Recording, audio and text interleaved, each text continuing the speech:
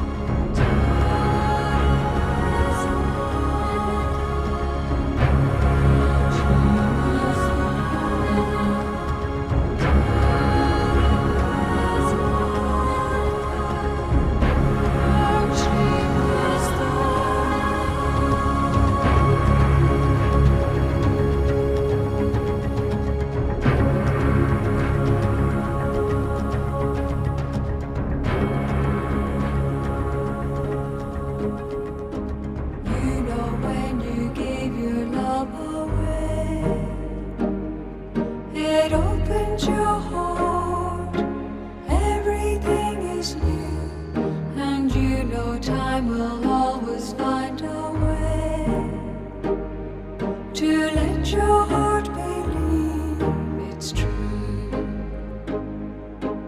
You know love is everything you say, a whisper, a word, promises you give, you feel it in the heartbeat of the day. You know this is the way love is. Amarante, Amarante, Amarante. Love is love, Amarante, Amarante, Amarante. Love is love.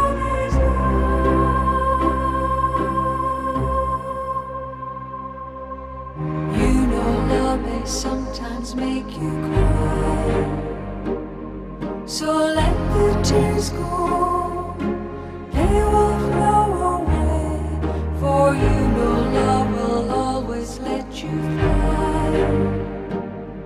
How far a heart can fly away. Amarante, Amarante, Amarante. Love is love, Amarante, Amarante, Amarante. Love is love, Amarante.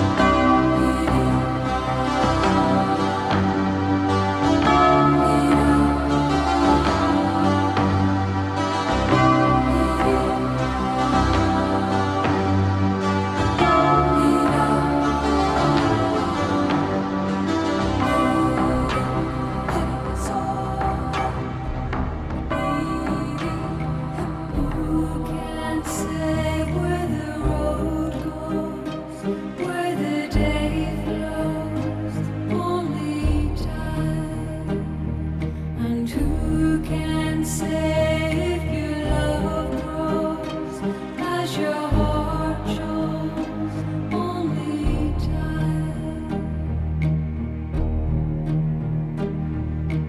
We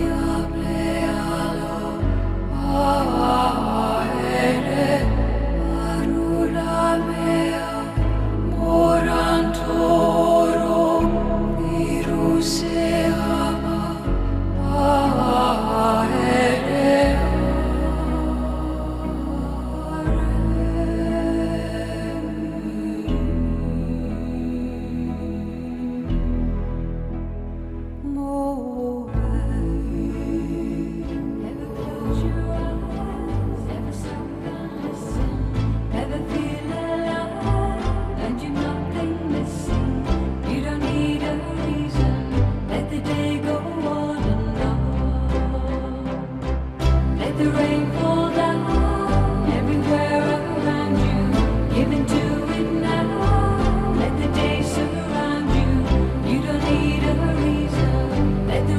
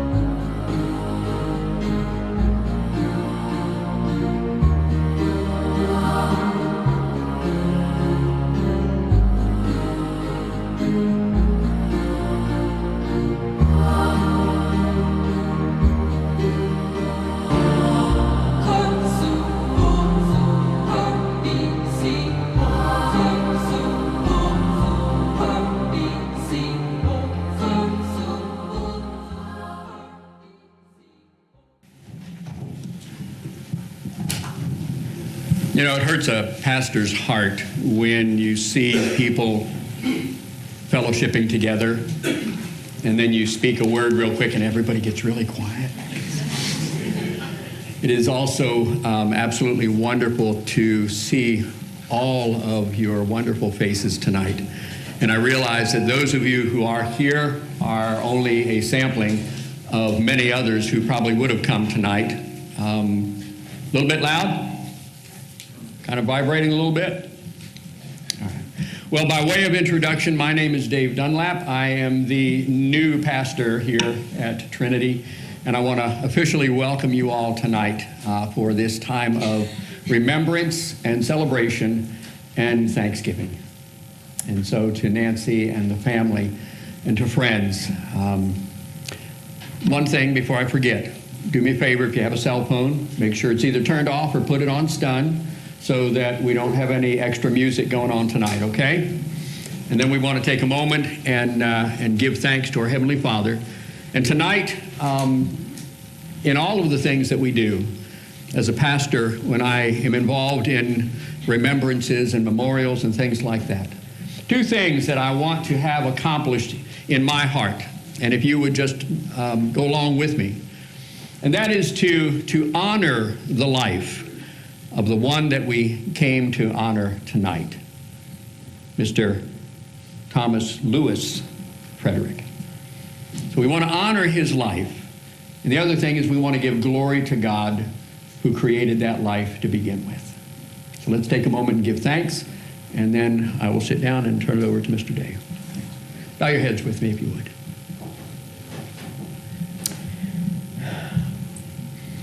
Our God and our Heavenly Father, the one who knows us more intimately than we even know ourselves. As David said in the scriptures in Psalm 139, "Behold, O Lord, before there is a word upon my tongue, thou dost know it all." And so, Father, tonight we have a lot of things on our minds and a lot of words on our tongues. And Father, some things we're struggling with, and we find it hard to find the words, and then once we find the words, they have a tendency to just fall out of our lips, and sometimes they don't sound right. And sometimes in the nervousness, there is a miscommunication. And sometimes, Father, there is just a lack when we want to say so many things and nothing comes out at all. And so, Father, because you know us intimately, you take care of us in front of us and behind us and to either side. Tonight I pray that we would truly honor Tom's life. We give you thanks, Lord, for that life. And Father, may we give you glory because you created that life. We're thankful, Father, that you said that you wanted to create man in your image after your likeness. And so, Father, as we breathe in and out on each and every day, at times we find it hard to understand exactly what that means. But Father, your word tells us that if we learn to love you and understand that you love us, then, Father, the rest is found in the details of a right and good relationship with the one who knows us best. And so, Father, I pray that by the power of your Spirit, you would encourage Nancy and family and friends tonight. And Father, may we lift up all these wonderful memories and stories and visit and make sure that we tell one another that we love them. Thank you, Father, for this night and this great crowd of people who are here. Thank you, Father. And all God's people said, amen. Amen. Thanks, Pastor Dave, for your hospitality. Let us use the church here. I know this church is very familiar with Nancy. How long have you been going here, Nance? 20-some years. So you knew how to find it. Okay. My name's David Livingstone. I've been a friend of the Fredericks family since in the 80s. I think my first connection was with Nancy when she was doing the cheerleaders. And she told me, she says, I can't wait till my son comes up here and starts playing football, because I was doing a football chapel under Coach Dick Bettison. I had the unique privilege of talking to guys right before a game about Jesus. And I was like, I'm getting paid for this? I did youth ministry and I loved it. And knowing the Fred's family was really a blessing. So for me to be honored and being part of the service tonight, I didn't get to meet all the people in the lineup, but I'm going to kind of facilitate some of the things that are going to happen. And the family, Tom and Nance, were blessed with 11 grandchildren. So they're doing various things during the course of the evening. And so I'm honored to kind of facilitate some things, and then I'm going to share a little bit of a message towards the end of the evening. So I have a call to worship that I came across. I'm always searching for things right up till the 11th hour. So this is the 11th hour, call to worship. A love that never ceases, a creativity that designed the universe and all within it, a hope that cannot be quenched, a pursuit of reconciliation no matter what the cost. These are the things of God that let us worship God.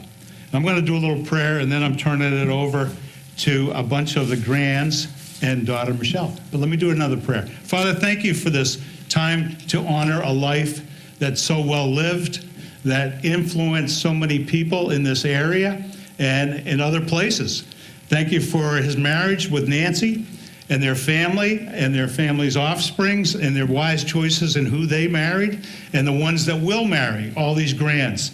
We're going to hear from them, and it's going to be a very special evening. So, Lord, I thank you for the honor it is to participate, and we just ask your blessing over each one that's here tonight, and encourage us with your word, the talent in this room, and console and comfort the family for a life well lived. We thank you for Tom and the impact he had on so many for so long.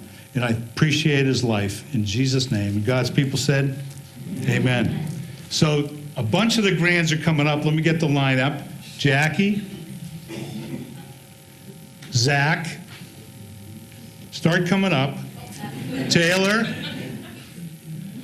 Allie, Chad, Maddie, Logan, Laney, Sadie, and Brody.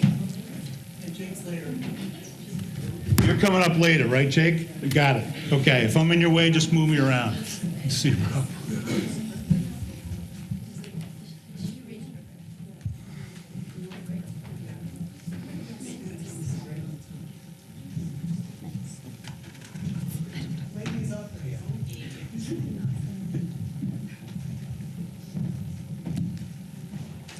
All right, so the scripture is from Ecclesiastes chapter 3, verses 1 through 8. There is a time for everything and a season for every activity under heaven. A time to be born and a time to die. A time to plant and a time to uproot. A time to kill and a time to heal. A time to tear down and a time to build. A time to weep and a time to laugh. A time to mourn and a time to dance. A time to scatter stones and a time to gather them. A time to embrace and a time to refrain.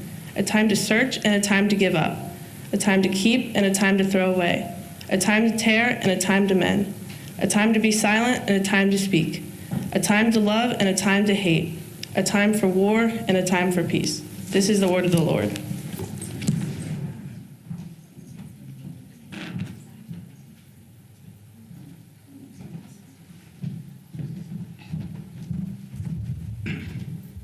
Hello. Awesome. Our Poppy was always sitting on the sideline for all our sporting events and musicals and concerts and whatnot. But so now it's still really nice to know that he has the best seat in the house now. And I can't wait to see the super awesome reclining chair Jesus has up there for him. So.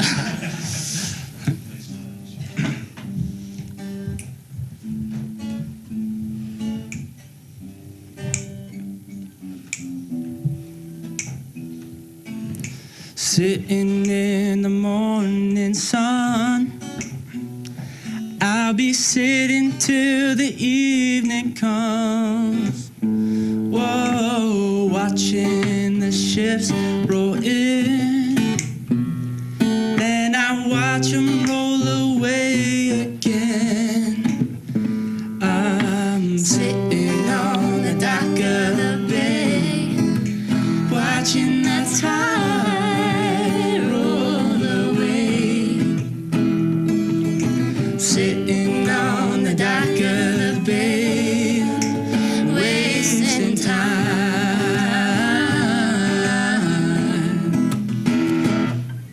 I left my home in Georgia, and I headed for the Frisco Bay, 'cause I got nothing to live for, and looks like nothing's gonna come my way.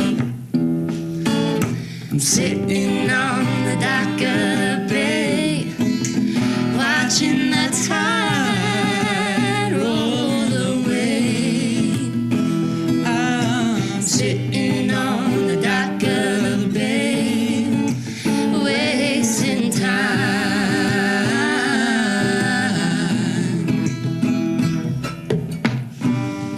Looks like nothing's gonna change. Everything still remains the same. And I can't do what 10 people tell me to do. So I guess I'll remain the same. Sitting here resting my bones, 'cause this loneliness won't leave me alone. No, 2,000 miles I roam just to make this dock my home. I'm sitting on the dock of the bay, watching the tide roll away. Sitting on the dock of the bay, wasting time.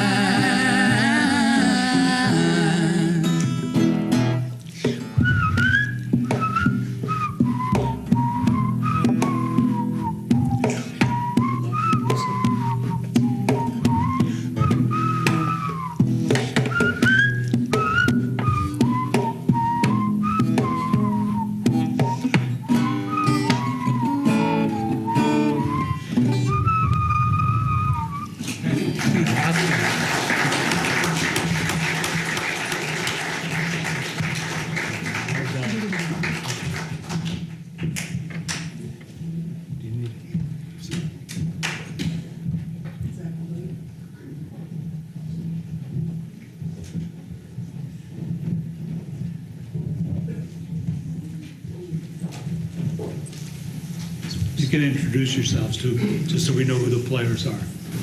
I'm Bodie. And I'm Zach. And we're going to give you a few of Poppy's famous favorites. Poppy likes Slurpees. The color green, as you can see many of us wearing tonight. Hawaiian shirts. Island lime soda, specifically. His iPad. Philly soft pretzels. Crazy Roanoke, Virginia news updates for Sherry. Don't forget Oreo, the dog. Strawberry ice cream. The Weather Channel, so we could keep everyone updated on the weather, especially school closings. Going to the pool to visit with friends. Iced sugar cookies.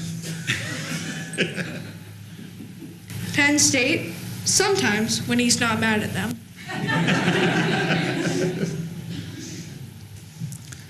Philadelphia Eagles, and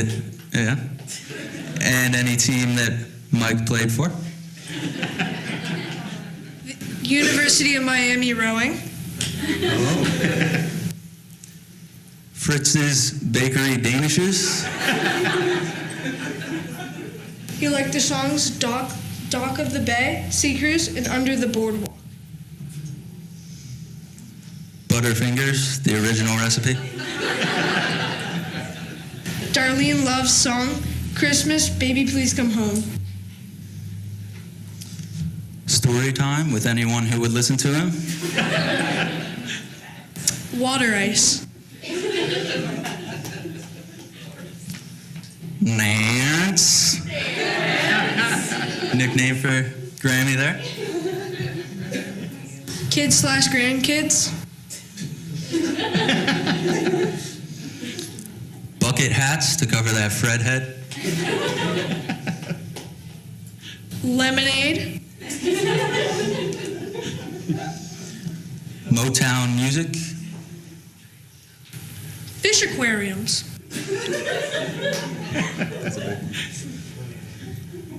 Strawberry shortcake. Meatloaf and Meatloaf, the singer and the food.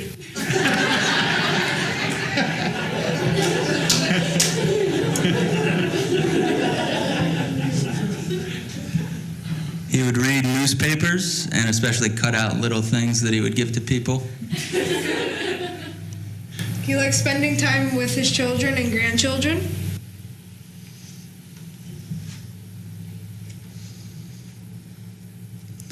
That's actually the end of the list here. Thanks, guys. Well done.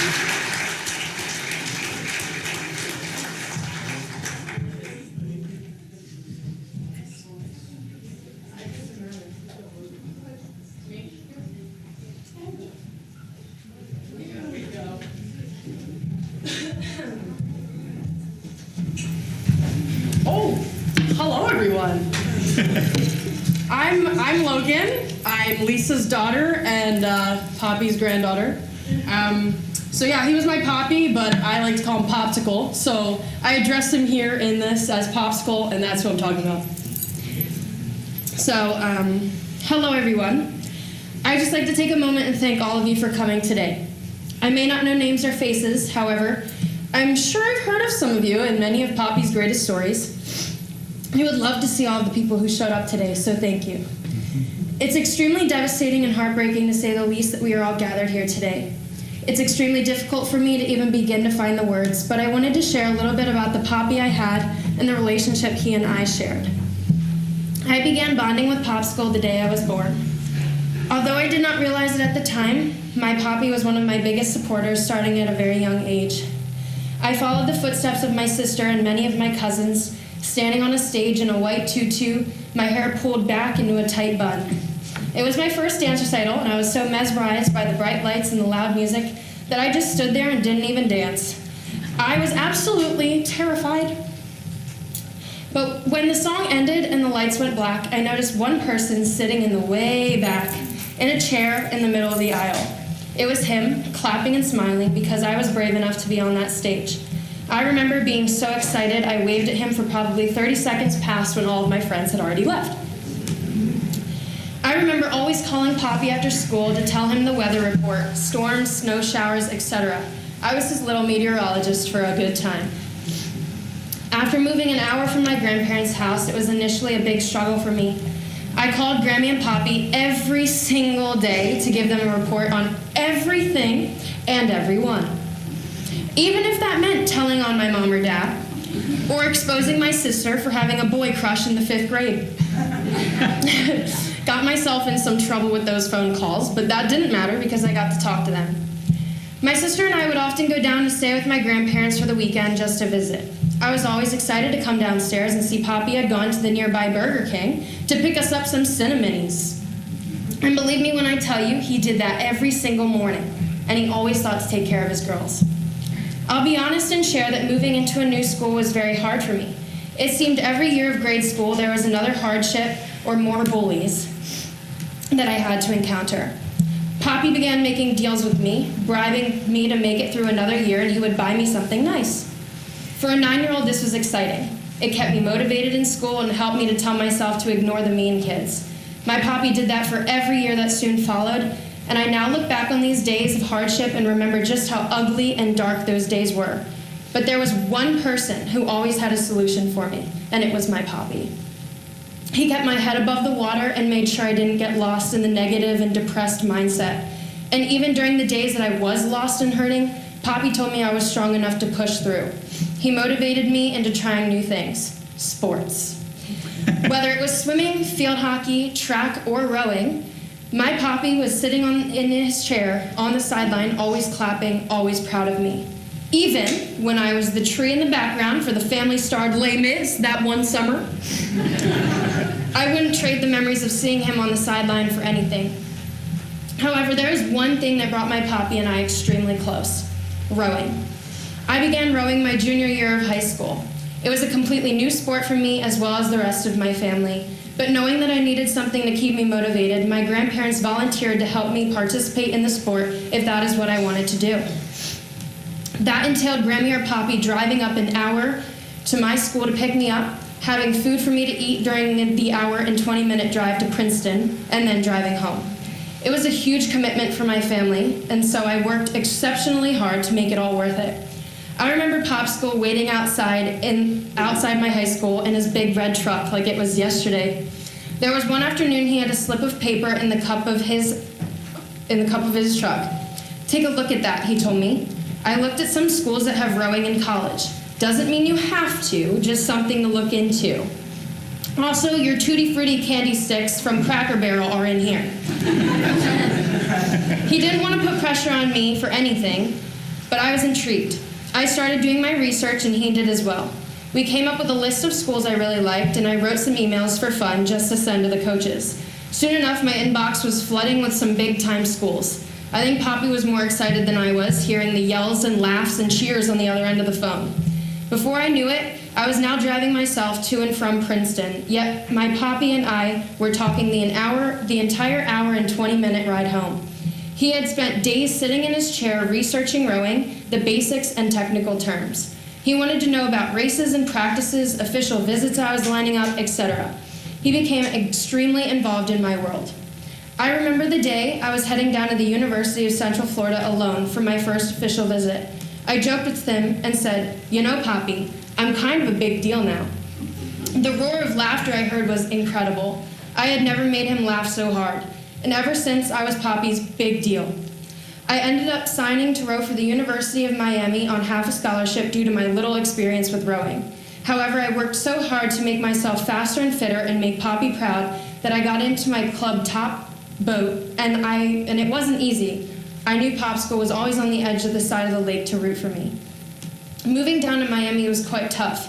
I knew that much of my time would be occupied with school, rowing, and socializing, but Poppy's life would stay exactly the same, worrying in his green chair, constantly thinking about his grandkids.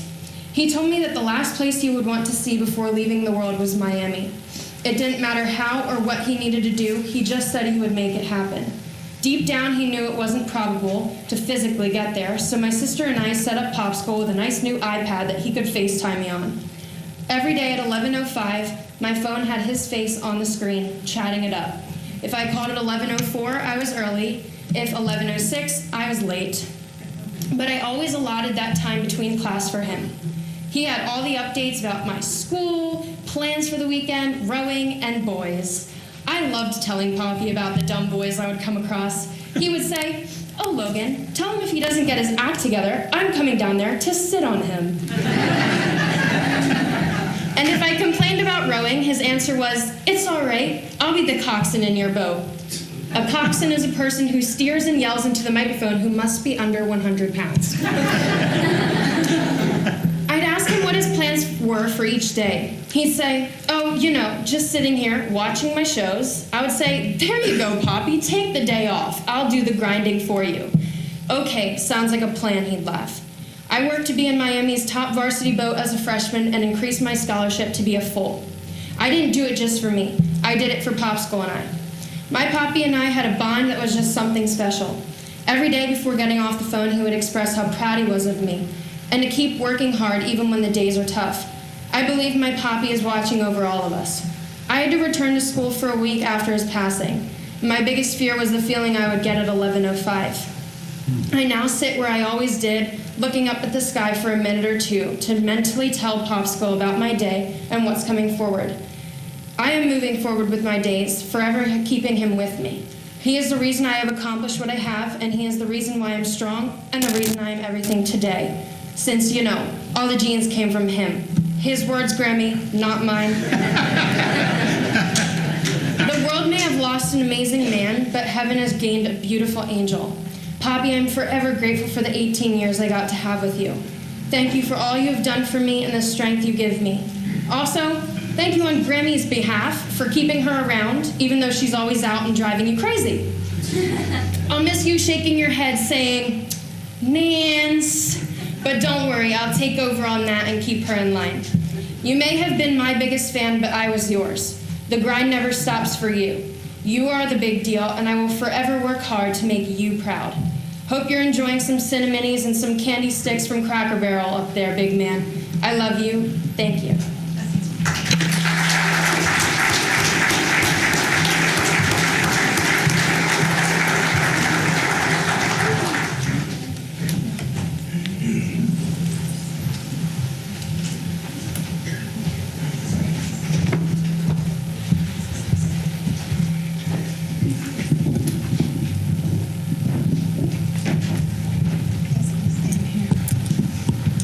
Your poppy also claimed to have given the genes for music as well.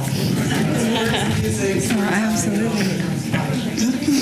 And looks. Oh, yeah, that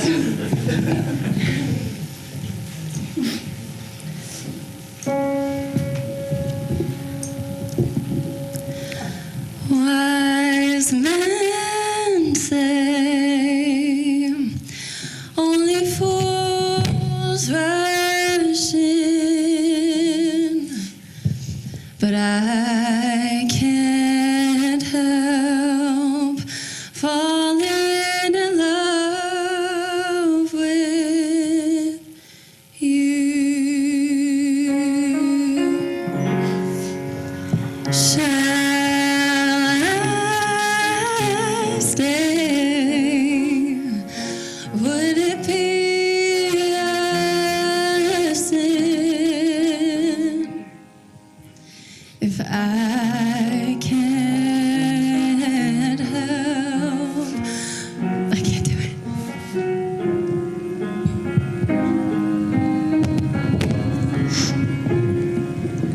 Like a river flows surely to the sea, darling, so it goes.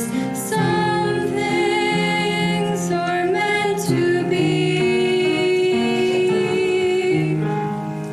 Take my hand, take my whole life too, for I can't help falling in love with you. Like a river flows surely to the sea, darling, so it goes. Some things are meant to be.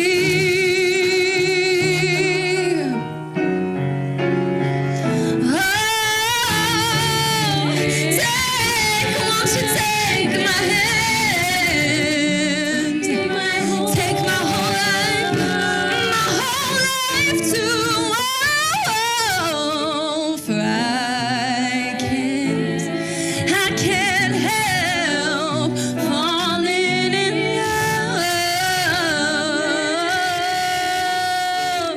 with you.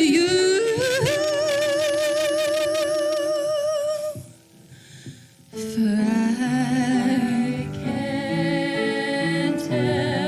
I can't help falling in love with you. Thank you, family. A lot of talent there. Those parents did a good job. The grands will take a lot of credit, though, won't they, Nan? You and Big Tom take a lot of credit for that. Yeah, and I know when I first met Nan, she was the cheerleading coach at Chamonix, and she sure did a great job with that, with the JV squad, and just being a cheerleader in her family and life. So now we have a special time of remembrances, and I'm sorry I didn't get to meet all the people that are listed to come and give a remembrance. So I've got the first couple, Mark Banshee. Is Mark here? Okay, come on up, Mark. We'll get started with you. Then Bob Del Grosso is going to follow. Okay? We'll have an on-deck circle right here, Bob. And if Mark goes too long, Mike's taking him out. I don't think there's anything that's going too long, is there? Come on up. So introduce yourself and how you knew Tom, and then it's yours. Absolutely. Thank you very much. Thank you. Good evening, everyone. I want to first apologize for the dark glasses, but I had cataract surgery this morning, and it was either this or be one of the Pirates of Penzance. I hope I chose the better option. It is truly a pleasure to be with you this evening for an evening of photographs and memories, of music and scripture, of love remembered and love made visible.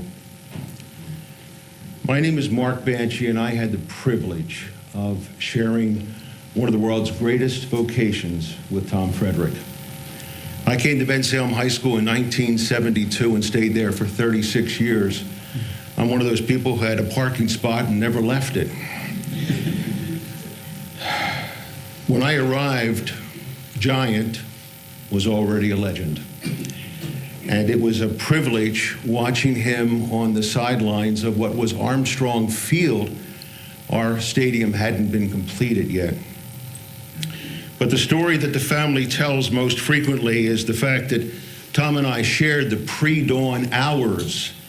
You see, Bensalem started at 7:20 in the morning. In the winter, that was pretty dark, but we would arrive a good 45 minutes before that, and it was really dark. And sometimes when we go into the building, the lights weren't turned on yet. And one day, as he was walking through the halls with a great confident stride, I happened to see him down the end of the hall, but he had not seen me. And I said, "Tom!" And he said he froze in his tracks. He thought he was hearing the voice of God. And he wasn't sure whether he was being called to task for some small indiscretion of his or a premature call home. And either way, he was a little bit shocked, a little bit surprised. And when he saw it was me, he said, "Don't do that. Don't do that." Well, it happened once or twice more, but Tom was a very special colleague.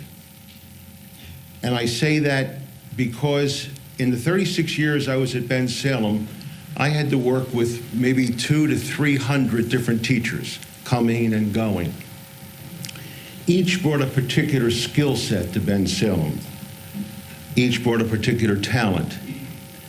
But not all would be remembered. And I'm going to challenge you for just a quick moment. Could you name every one of your high school teachers? Now, it's no fair if you went to a one-room schoolhouse. The chances are you can't, because some of the teachers did a very good job, but they came, they taught, and they went. That wasn't Tom Frederick. Tom took an active part in our building and in the lives of the students. He was always wanting to be part of a faculty skit. You know that he was larger than life. And whether he was on the sideline coaching or just cheering them on, the kids knew Tom Frederick. The kids remembered Tom Frederick. He was approachable. He was fun to be with. He had a wicked sense of humor. And he added so much to Bensalem that he helped define the era that he taught there. All I can say as a colleague of Tom, thank you for the inspiration you gave me. Well done, good and faithful colleague. Amen. Amen. Amen. Thanks so much, Mark.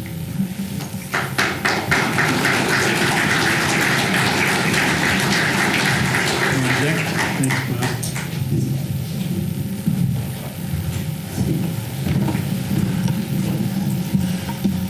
Family and friends, I'm Bob Del Grosso. I hope I make it through this. Tom and I, well, we were good friends. Best way to put it, maybe too good. We had too much fun. I met him back in August 1962. Gee, I can't believe it's so long ago. But it is. And first day there, football. We met freshman football. We saw the varsity. You know, we're all sizing everybody up. Me, I just wanted to eat. I was tired. We had a guy that was a coach. I can't believe that he was a coach. If I had known he was there, I wouldn't have gone there. But we called him Mickey Mouse, and that was the best you could say about him. Earl Bruce. I fell asleep. And there's this big guy. There were a lot of big guys there. But there was this big guy. He's really laughing. I look over, and that's Tom. He comes up to me, and he says, "That was pretty good. Pretty funny." I said, "I didn't intend to do that, you know." He says, "It's not going to help you here, is it?" No. From that time on, we became fast friends.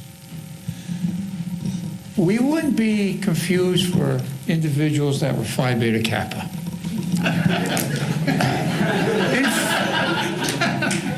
But we learned a lot about life. I think we tried to find out who everybody was in that school. At the same time, walking into classrooms, and the professors would say, "Are you in this class?" Yes, we're in this class. There was one great class we had, educational psychology.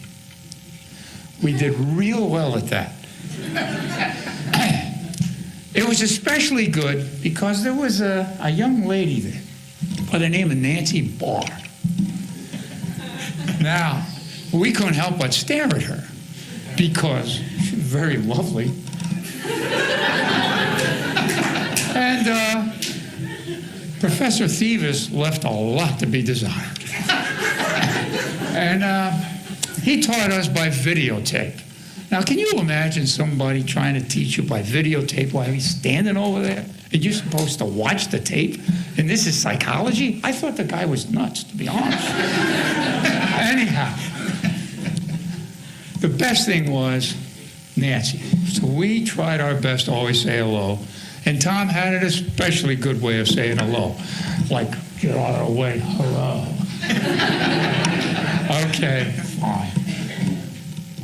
Over the years, about 2 years afterwards, I mean, we made it through that class. God only knows, and I don't even want to say what Thieves thought of us.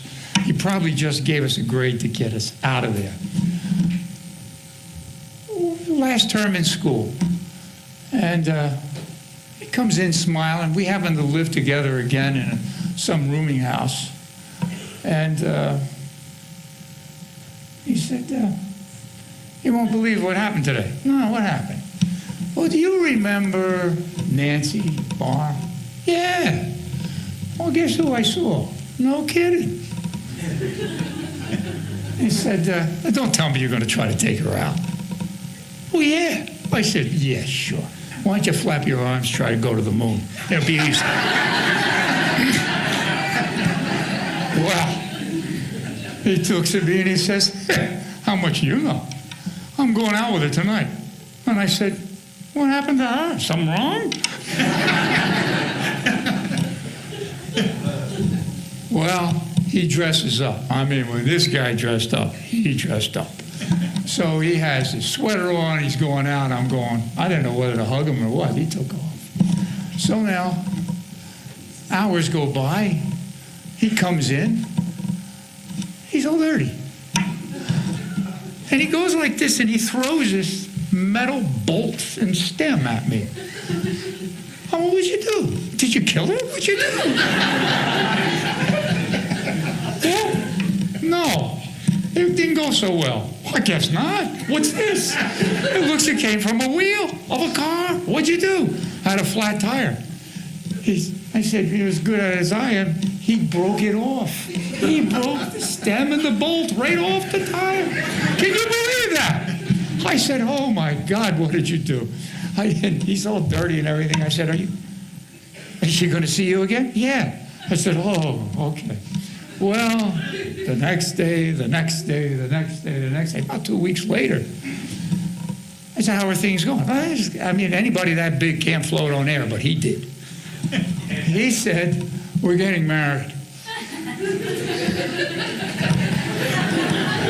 Oh, yeah, sure. Yeah, you're getting married, that's sure, yeah, okay. Well, yeah, we are. I said, oh, come on. Well, it was a whirlwind romance. And as luck would have it, my wife and I were lucky enough to stand in, and the rest is history. Because, you know what? You look at everybody, sad, but happy. That's Tom. Everything about him, happy. What did he accomplish in life? Wow. 3 great children, 11 grandchildren, and look at all his friends. How many people will come that know him? And as this gentleman said, do you remember any of your teachers? No. Do you remember Tom? I am the luckiest guy in the world to say that he was my friend.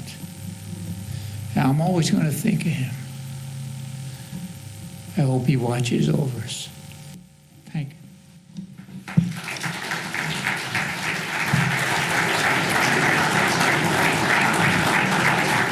Thanks so much, Mark and Bob. I wish I had you as friends as well. God bless you, being Tom's friend. All right, next we have Don Steinbacher and Steve Smith, if they're both here. So welcome, and be in the on-deck circle. Whoever gets here first can go first. Is Don here? That's Don, okay. And what about Steve Smith? Principal, right?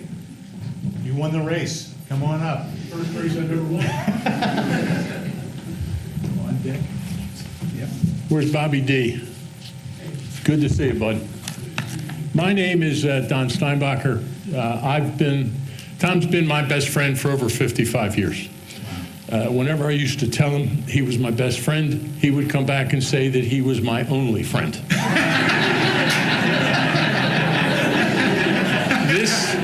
This is a sad day, a day when we say goodbye to a great friend.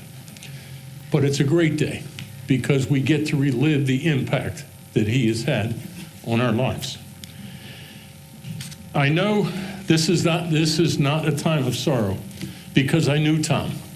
And I know that he was a very religious man who had a strong faith in God, mostly thanks to his lovely wife. I know he has found peace after his months of suffering. He is now with his loving parents and sister, Rosemary, after not seeing them for so long and all the friends he enjoyed that went before him. I first met Tom back in 1962 at the same time Bobby did, when we were being recruited by Penn State to play football for Rip Engel. That was even before Joe Paterno. We were from the same area and got to know each other by interviews before we were even headed to Penn State. Being freshmen at Penn State was a very stressful situation for all of us. Not only were you away from your comfort zone, but you had to figure out exactly where you could fit into the program and how you stacked up with the other members of the freshman class. Tom was our biggest and most impressive player. More important than his gigantic frame was his athleticism. Tom had great agility for a guy his size, and he was very light on his feet. I still don't know why he couldn't jump, but he could not jump. I remember thinking to myself, how can I possibly compete with a guy like this? Truthfully, as an 18-year-old, Tom was scary. All of us on the team soon discovered that Tom did not have a mean bone in his body.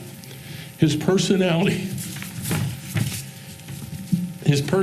was bigger than his frame, and he had a great sense of humor. His ability to find the humor in even the most stressful situation kept us loose and better able to deal with some very tough times. We soon found out that we didn't have to worry about competing with Tom. He was the first one to help you up, usually after he had knocked you down. I remember the time we played West Point, and Bob will attest to this. We played on a freshman game against West Point. The game was at West Point, and we took the bus. It was about an 8-hour trip before I-80 was built. We drove down the Pennsylvania Turnpike, and when we passed Pendel, Tom insisted they stop the bus and let him off. He was trying to pull the cord or find the cord on the bus to tell the driver to stop. We convinced him that was not a good idea. Reflecting more on Tom's light feet, I remember him some 24 years later cutting the rug with his new bride, his daughter Michelle, at her wedding to her Tom. Tom proved his rhythm, coolness, and smoothness on that day, jitterbugging to the song Personality. My wife wanted me to sing that right now, but I'm not about to do that. Tom Frederick had a unique personality, had the gift of gab, a special smirk, and a way of nodding his head. He had lots of endearing charm, and he sure knew how to love. I truly don't remember Tom being in a bad mood. I am sure his wife does, though. There were only 3 things that we knew that would upset Tom, and I'm a little questioning these right now. One was the music he listened to. We were always on his case about his music. We didn't know where it came from. We assumed it was because he lived close to Bristol.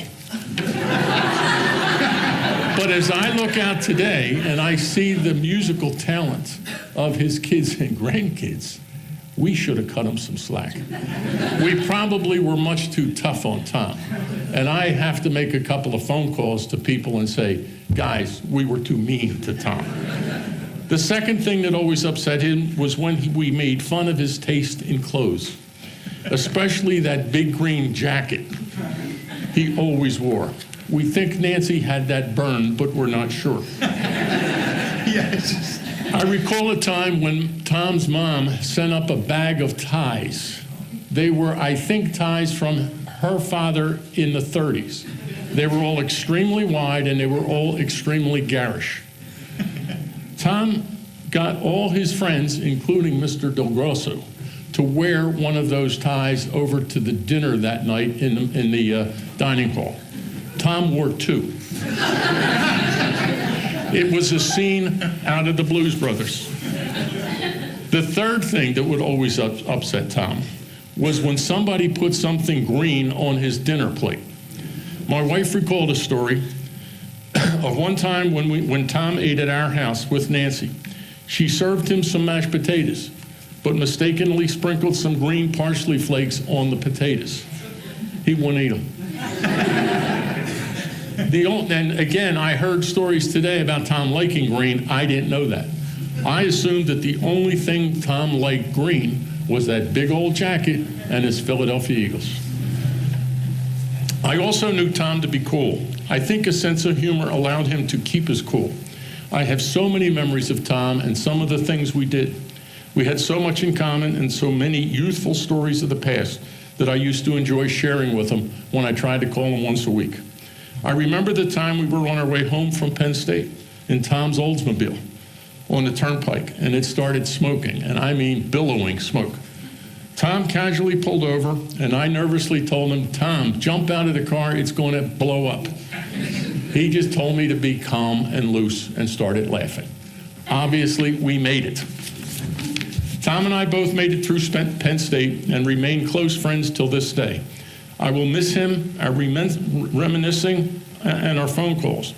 Our chain of friendship on earth has been broken, and nothing for me is going to seem the same. But as God calls us one by one, I am confident our chain of friendship will link again. I hope he doesn't knock me down this time. Tom loved his wife and kids and super talented grandkids. He never stopped talking about them.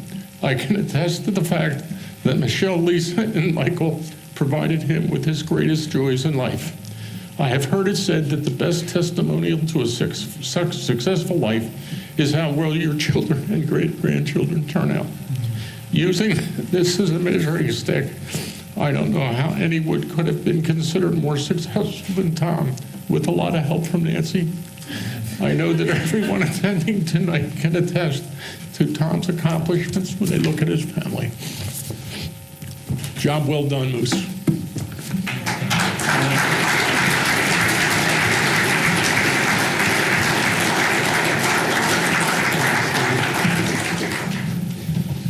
Hi, my name's Steve Smith. I taught with Tom for 5 years at Ben Salem, and I ended up being the administrator there for 25 years. My first meeting with Tom was in the faculty room at Ben Salem High School, and needless to say, Tom dominated that room. Not only was he obviously the largest guy there, he was the only guy who had his own chair, which seems to be a theme wherever he went, including maybe where he is now, apparently. But Tom had his own chair. If a sub came in and didn't realize it was Tom's chair, we tell him it was Tom's chair, get out of the chair. The other thing about Tom that was obvious right away was that Tom just knew what to say and when to say it. We would have these pointless discussions that would be endless and meaningless. And Tom would watch us make one point or another and go nowhere, and he would say something, and we'd all go, yep, and that would be the end of the discussion. Then later on, we were negotiating. I was on a negotiating team with him, and we agreed. There was a lot of stuff going on, and people didn't agree, a lot of tension. And I would say something about 7:30, and I would get like 5 people arguing with me. Tom would say the same thing at 8:30. He'd get 2 hallelujahs and 5 amens. And I look, and I get so mad. So the next day, I'm still mad. So I go to school, I'm thinking, how do you do that? That laugh he has where he grabs his eye, that laugh he had where he rubbed his eye like this, he's laughing so hard, at you, he's crying. I didn't like that laugh. And he thought it was hysterical. And then, basically, he said, Steve, it's all a delivery. But the reason why I got lightheaded when I went to the hospital, St. Mary's, I'd been there a couple days in a row, and he wasn't there, and they said he went home. And I asked him where he went, and they said he went home. Now, I knew what that meant, and I got lightheaded. And the reason I got lightheaded wasn't because Tom knew what to say, when to say it. I was going to lose a really, really good friend. And I started thinking back on our relationship, and of course at Tomlinson's we saw these thousands of people come feeling the same way I did. And I'm thinking, like, how did Tom do that? Like, not how did he say all the right things all the time. How did he do that? What did he do that did that? So I thought about myself a little bit. When I first got to Ben Salem, Tom was friendly. He became my friend in about an hour and a half. Like, I've never got a friend that fast. And not only a friend, a good friend who cared. So when I was struggling a little bit, my personality, I came from Philly teaching 5 years, and I wasn't fitting in all that well in the Ben Salem faculty room that first year. And Tom would laugh and bring me in and say, and he would, I'm a little defensive. He would just be able to tell me what I had to do to make this thing better for me. And I'm thinking, this guy, I've known a month, and he cares. He cares about me. And he wanted me to succeed at this job. And it was really something that just doesn't happen all the time. So now I became an administrator, and I have my moments where I let my personality get in the way of being successful. And Tom would come over and he'd sit me down. He'd come to my office a little bit and he'd say, he'd point out where my combativeness was not working for me. Tell me where, what I had to do different, how to do better. And I'm thinking, this guy is saying this so I'll be successful. I knew I was in trouble and the wheels were coming off when instead of coming in, he would stand at the door and say, you're making it hard to be your friend. That's when I knew I had lost my way. And he would do that sometimes once a week. It was the funniest line. If you say just like that, you're making it hard to be your friend. So probably the best moment where he had my back the most, I'll leave it with this. Well, let me finish one thing. all the people here who talked about him, all the family members, the friends, he cared about us. He cared about you. He wanted you to be happy, successful, whatever. But the best moment I ever had with him, we had a bunch of kids that ate in cafeteria C, and another group ate in cafeteria B. So I'm on lunch duty, and I find out that the people in cafeteria C want to go down and fight the people in cafeteria B. Now, if this fight had happened, it would have been very bad. We'd still be having trouble. So this fight can't happen. So I run up to, there's no cell phones, I run up to the faculty room, and I get Tony and George and Bobby, and I get Tom. And we're down in the hallway got narrow. The 6 of us are standing there. Here comes 65 kids. And the kid walks up to me first, the leader of the group, and he says, I said, hey, you're done, you can't go any further, you gotta go back to the cafeteria. And he said to me, he looked at me and said, how are you gonna stop us? So Tom gets a little closer to him, he says, real quiet, I don't know how he's gonna stop the rest of them, but I'm gonna stop you. So the kid goes like this, turns around, says, back to the cafeteria. And so that was pretty good. It was always good to have Tom on your side, and he was always on your side. And I've never met anybody before or since that made me feel the way he did. The way I felt when I got over to see Michael and the family and Nancy and the girls, and he had a couple days left. That feeling was amazing to me, how I felt. And I think it's just the way that everybody felt about Tom. And the last thing on that is the people you saw that coached with him and taught with him, and I've never seen this with anybody else, people looked up to him. They weren't just his friend. The people who coached in that staff, they looked up to Tom Frederick. And I guess that's what happens when you're a Giant.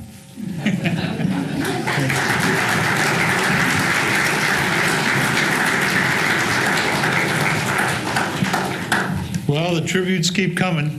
So I don't know if there's an audible at this point. There was somebody else that was going to be in the program, Nance. I don't know if anybody else was supposed to speak other than who we have, Lou and Brother Dave and Michael. Now, if I miss somebody, somebody's pointing over this way. Okay, come on up. What's your name? Tom. Okay, Tom, come on up. If you'd be followed by Lou. Lou, you want to be in the on-deck circle? Sorry about that. That's okay. Hi, my name's Tom Adams. I've had the pleasure to teach with Tom for over 35 years and be on his coaching staff when he was head coach at Bensdale. Anybody that was Tom's friend knows, first of all, that there's going to come a time, because he was such a prankster, that you were going to become faculty room material, without a doubt. In my case, I met him, it took less than 4 days.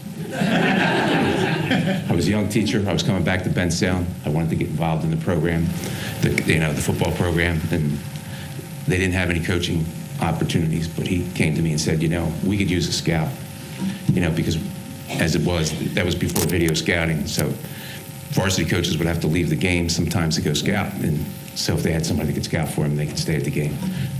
I readily accepted that. And he also suggested that since they had 2 weeks of practice before the season, 1 week at the high school, and then the other week at camp, that maybe that first week I could show up, get a feel for what they were looking for, get to know the coaches and the kids, and maybe the following year become involved in the program. Once again, I jumped at that opportunity. And I was there about 2 days, and some things just really stood out to me. First of all, I figured out real quick that coaching high school football and figuring practice schedules and coordinate things was a little bit harder than it looked from the sideline. And that Tom was fantastic at it. He was organized. He knew what he wanted to do. His coaches were sharp, and it was pretty impressive. The other thing I noticed was Tom had an amazing connection with his kids. Never before had I ever seen a head coach that was so well-liked and cherished by his kids. It was unbelievable. I was always, head coaches that I always had that little buffer between player and coach, so that you knew who was in charge. Tom was definitely in charge. The kids Tom was a kid's person. Kids loved Tom. And the other thing that was impressive to me was the fact that he knew how to handle kids. He dealt with each kid differently. Some kids he'd put his arm around and he'd talk to them and get them straightened out. Some kids he'd use a little humor. Sometimes he was a little sarcastic. And sometimes he would go off and be a little bit old school. And he was a big guy, and that was pretty impressive when that happened. So I'm sitting there thinking, like, I need to learn how to do this. Not only if I get the opportunity to become a coach, but I can use this in the classroom, how to work with different kids at different times. So as luck would have it, or not have it, a couple days later, the line coach said to me, hey, would you mind taking some of the kids that were struggling a little bit with some basic skills over to the side and work with them? And I was over there coaching, and I was pretty proud of myself. You know, I'm working with high school kids, you know, a little bit of coaching. And the one kid says to me, you know, Coach, I'm pretty tired. Now, thinking back, it probably would have been better to say, hey, just get in line and suck it up. But I thought, well, I'm going to use a little bit of Tom's psychology here. So I said to the kid, well, you know, there's some tackling dummies over there. Nobody's using them. Why don't you drag them down to the end zone, spread them out in the shade of the goalpost, and relax a little bit. You know, and the kid goes, really? And once again, instead of saying something would be appropriate, I said, get away from me. And I turned around and started working with the kids, and I'm feeling pretty good because I'm coaching. I used a little psychology to get the kid back in the line, and I'm really feeling pretty good about myself. When all of a sudden this gigantic hand comes down and hits me in my shoulder. And in 1970, Tom was called the Giant for a reason. He was a giant. And he hits me with this thing, and I turn around, and he's looking at me with this little crooked head. He's angry, and I know he's really ready to unload on me, and I'm not sure what happened, and he's really fighting to control it. And all of a sudden, I realize he's got something in his other hand. Well, that was the kid who was tired, and Tom's got him by the shoulder pads, and like I said, he was a big man, and the kid's feet are about 6 inches off the ground. And he says to me, this wannabe football player was laying on the dummies in the end zone, and I'm thinking, oh, man. And he said, one of my coaches, and he says it was you, said it was okay. And you know, I'm thinking, oh man, you know, I haven't been coaching 4 days and I'm done.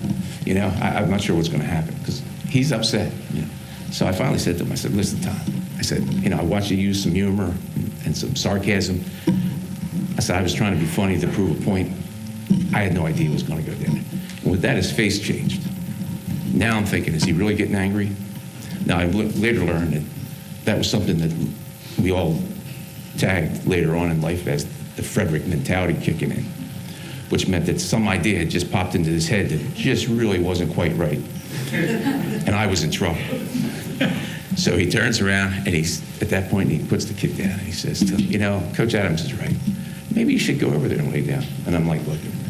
And the kid says, really? And he goes, and in about 10 minutes, we're going to run wind sprints, which is what we did at the end of practice. And you just go ahead and stay over there. And the kid says, I don't have to run wind sprints? He goes, oh, no. He says, Coach Adams is so worried about your health and well-being, he'll run them for you. You know, and he was so proud of himself. You know, so the kid went and disappeared, and Tom turned around to me at that time, and he just said, now that was funny. And he went off to tell a story. And that's what it was like with Tom. There's a million stories, you know, and with Tom, there was always something bizarre things that happened. Like the time we went to Pennington, New Jersey for a football game, and we got lost. It was before GPS and cell phones. And Tom said, you know, to the bus driver, I think we need to go down this alley and make a left, and that'll take us to the school. And he was right. The problem was it put us directly behind the band and in between the homecoming, king and queen flip. We were in the middle of their homecoming parade. There's a million stories like that. But the big thing that you need to know about Tom is he just wasn't a funny guy. He was a great teacher. Kids loved him. Kids loved him. We were teaching in a place that was pretty difficult. There were some long days, and Tom was the glue that held that together. And if you really want to read some nice things, on the Ben Salem Alumni website, they always post the obituaries of former students and teachers. And if you read Tom's, you'll find that there's hundreds and hundreds of comments, and they're all positive. You know, they love them. But I do have to share one with you because I think his family. I mean, this is Tom, you know, and you know, it's not a serious one, but it says he was my favorite teacher. He made learning fun. I can't hear Blue Christmas by Elvis without thinking of him dressed like Elvis Presley on the stage for an assembly. He was great beyond. He was beyond great. So you want to know where the kids got their talent from? I guess it was Tom. So. Okay, thank you very much. Thank you.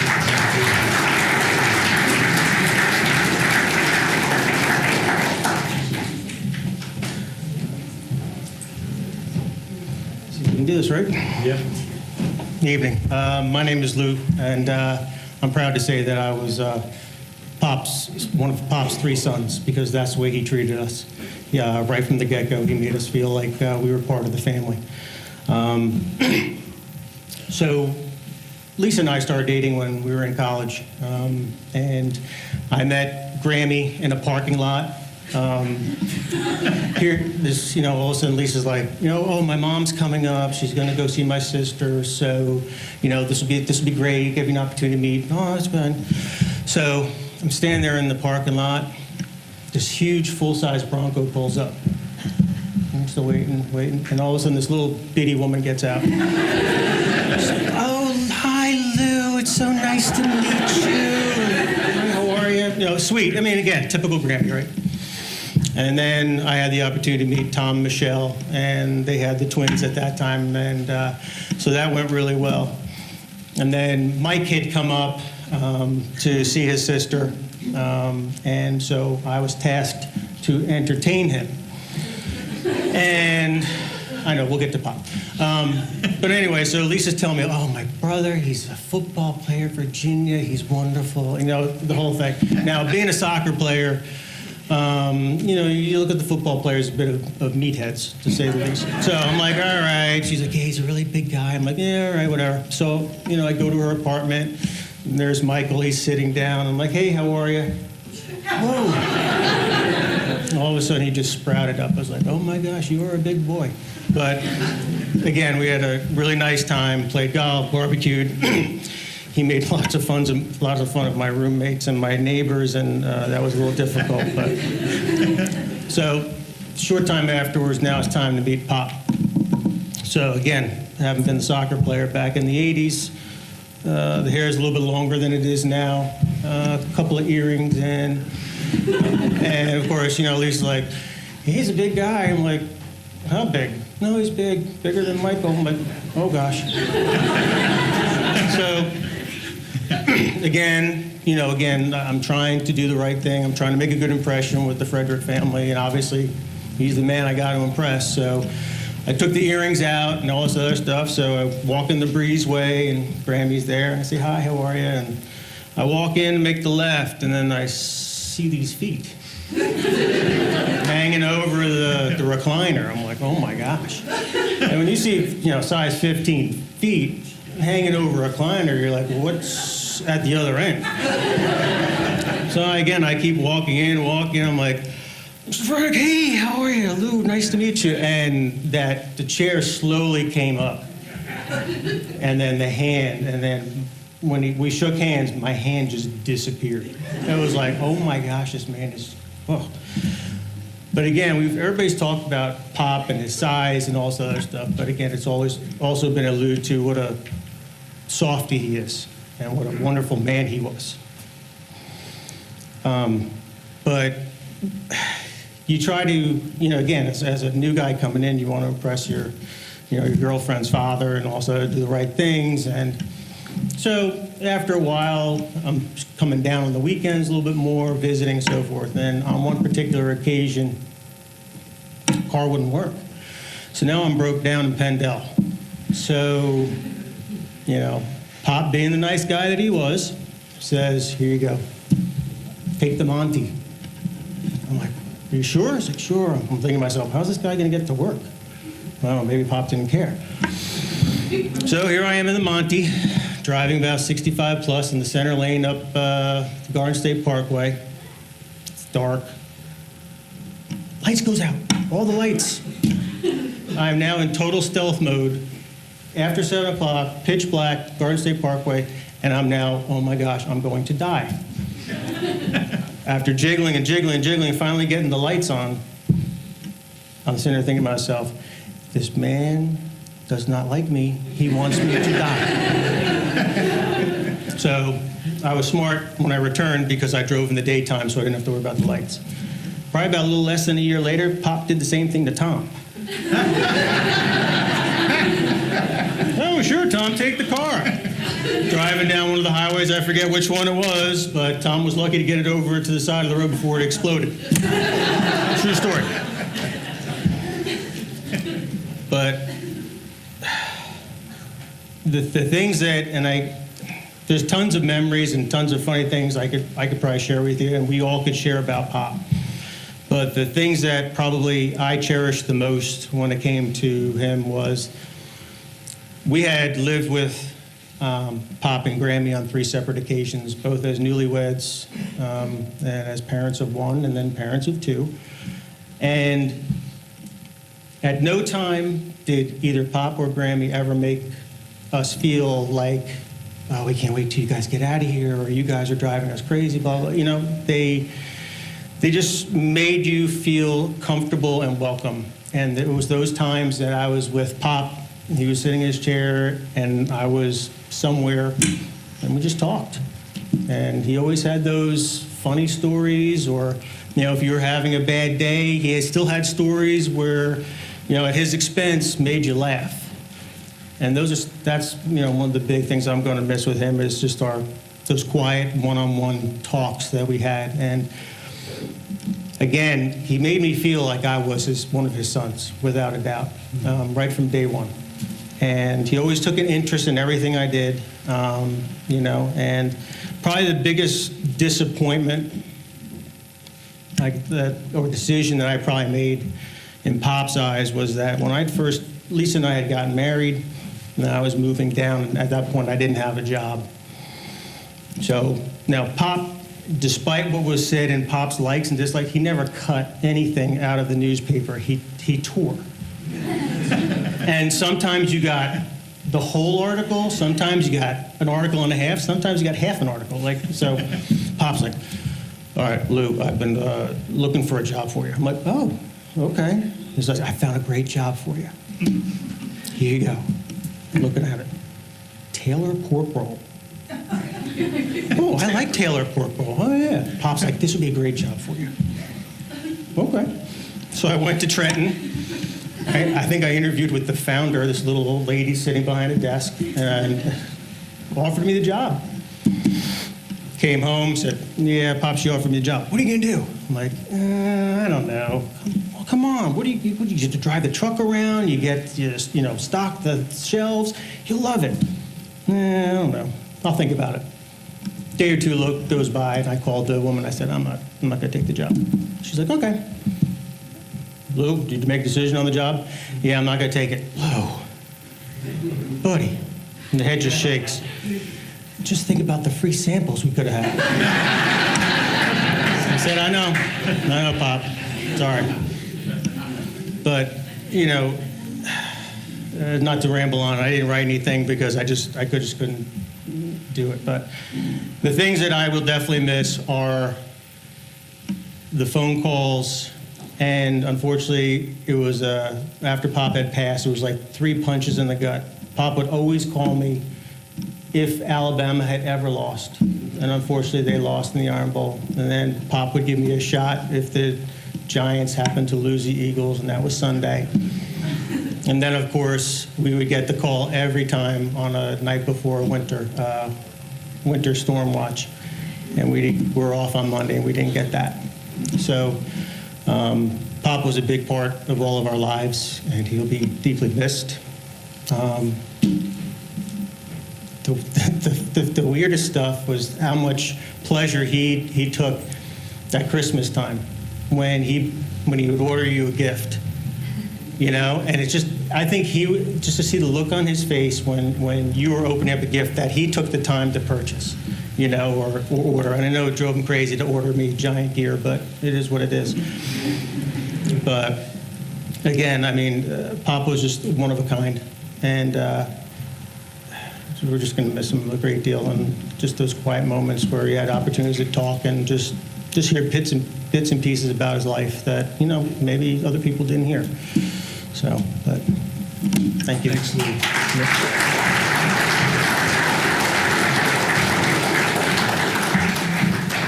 Okay, so you've been sitting for a while, and as Mr. Dave Frederick comes up, I want you to stand just for a minute. Not in honor of Dave, but I think you're going to be honored to hear him, because he's the one that knew Tom the longest. No, seriously, just stand up, take a little break.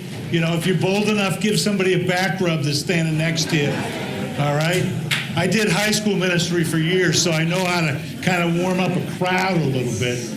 But just take a little stretch, put your hands over your head. I'll make you Pentecostal, even though it's a Methodist. I don't even know what kind of church this is, right? Mike, can you help me out? Methodist? Okay. All right, so take a break. You can sit down. And now we're going to have a treat. Probably the person that's known Tom the longest is his brother Dave, Frederick. I want you to give him a hand before he even comes off. Let's put some pressure on the guy.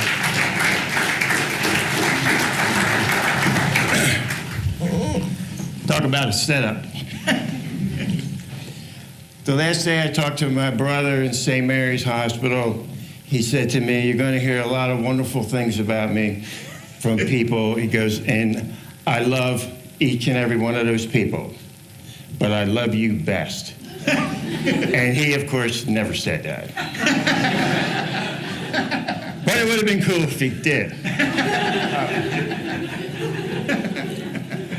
75 years ago, big number 75 landed on the shores of Seattle, delivered to Tom and Dot Frederick. I'm thinking of the song, you know that song, "I Wonder Where the Lions Are"? And I'm thinking, "I wonder where the Nittany Lions are." And the song goes on, thinking about eternity. And in Catholic school religion class, when they talk to you about eternity, they talked about the beginning, like always was. I always had a problem with that. Always will be, I could deal with. Always was, I didn't quite comprehend. But Big Tom showed up. He was someplace else. I think he always was. And he's like the Jetsons, he's off someplace else. He's out there. I know it. I feel it. You know, the Wednesday that he passed away, you know, I'm a teacher, coach, journalist, photographer guy. I have like a size 4E Facebook footprint. So I'm out there on that Wednesday night, an alumni field hockey game, and all these young women are like, "What are you doing here? You shouldn't be here." And I'm like, "Should I be home brooding in the corner?" I said, "I'm thinking about somebody that was just like a great person, like a totally good person, and would it be selfish of me not to feel good when thinking about him?" I got nothing bad to think about. In spite of the fact that, so I'm going to put this in segments for you. There was the Philadelphia row house segment post-World War II. It was wonderful. A neighborhood called Swamp Poodle, and a lot of Catholics, big families, kids all over the street. I remember it'd say, "Where's David?" That was me. And Tom goes, "He's like sitting on the wall down by the tap room. He likes to see the drunk people come walking out." And that was true. Like, we were students of sociology. But everything is good about Tom. There's never a mean bone in his body, but he came after me once or twice or 10 times as brothers growing up. And the first time he set me up was like, "Do you want to play football?" And I'm like, "We don't have a football. We'll just use this bucket." And back in the day, a bucket was like a serious bucket, you know, not like buckets today. These are like heavy buckets. And like an idiot, he says, "I'll kick off." He puts the bucket on the ground, and I stand like 5 yards to receive the kickoff. And caught it with my face. I still have a scar under my mustache. And all the relatives were like, "What's Tommy doing to David?" I just want to say this as I'm listening to stories.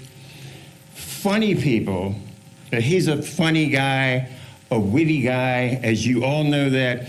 He and I used to talk from a distance, like, how did two guys like us become like banquet speakers and MCs? Because in our house, nobody ever talked to anybody. Except, you know, maybe through the dog.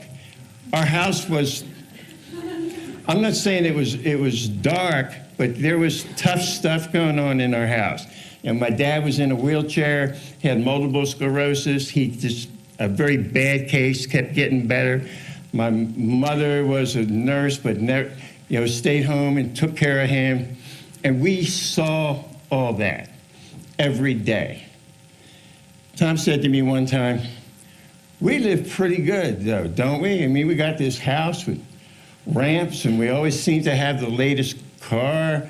And on Sunday, we've got chocolate donuts and butter cake, and then lunch meat and poppy seed rolls." He said, "We live pretty good, and nobody works. How does that happen?" I said, "I don't know, but don't look at me, because I'm not getting a job."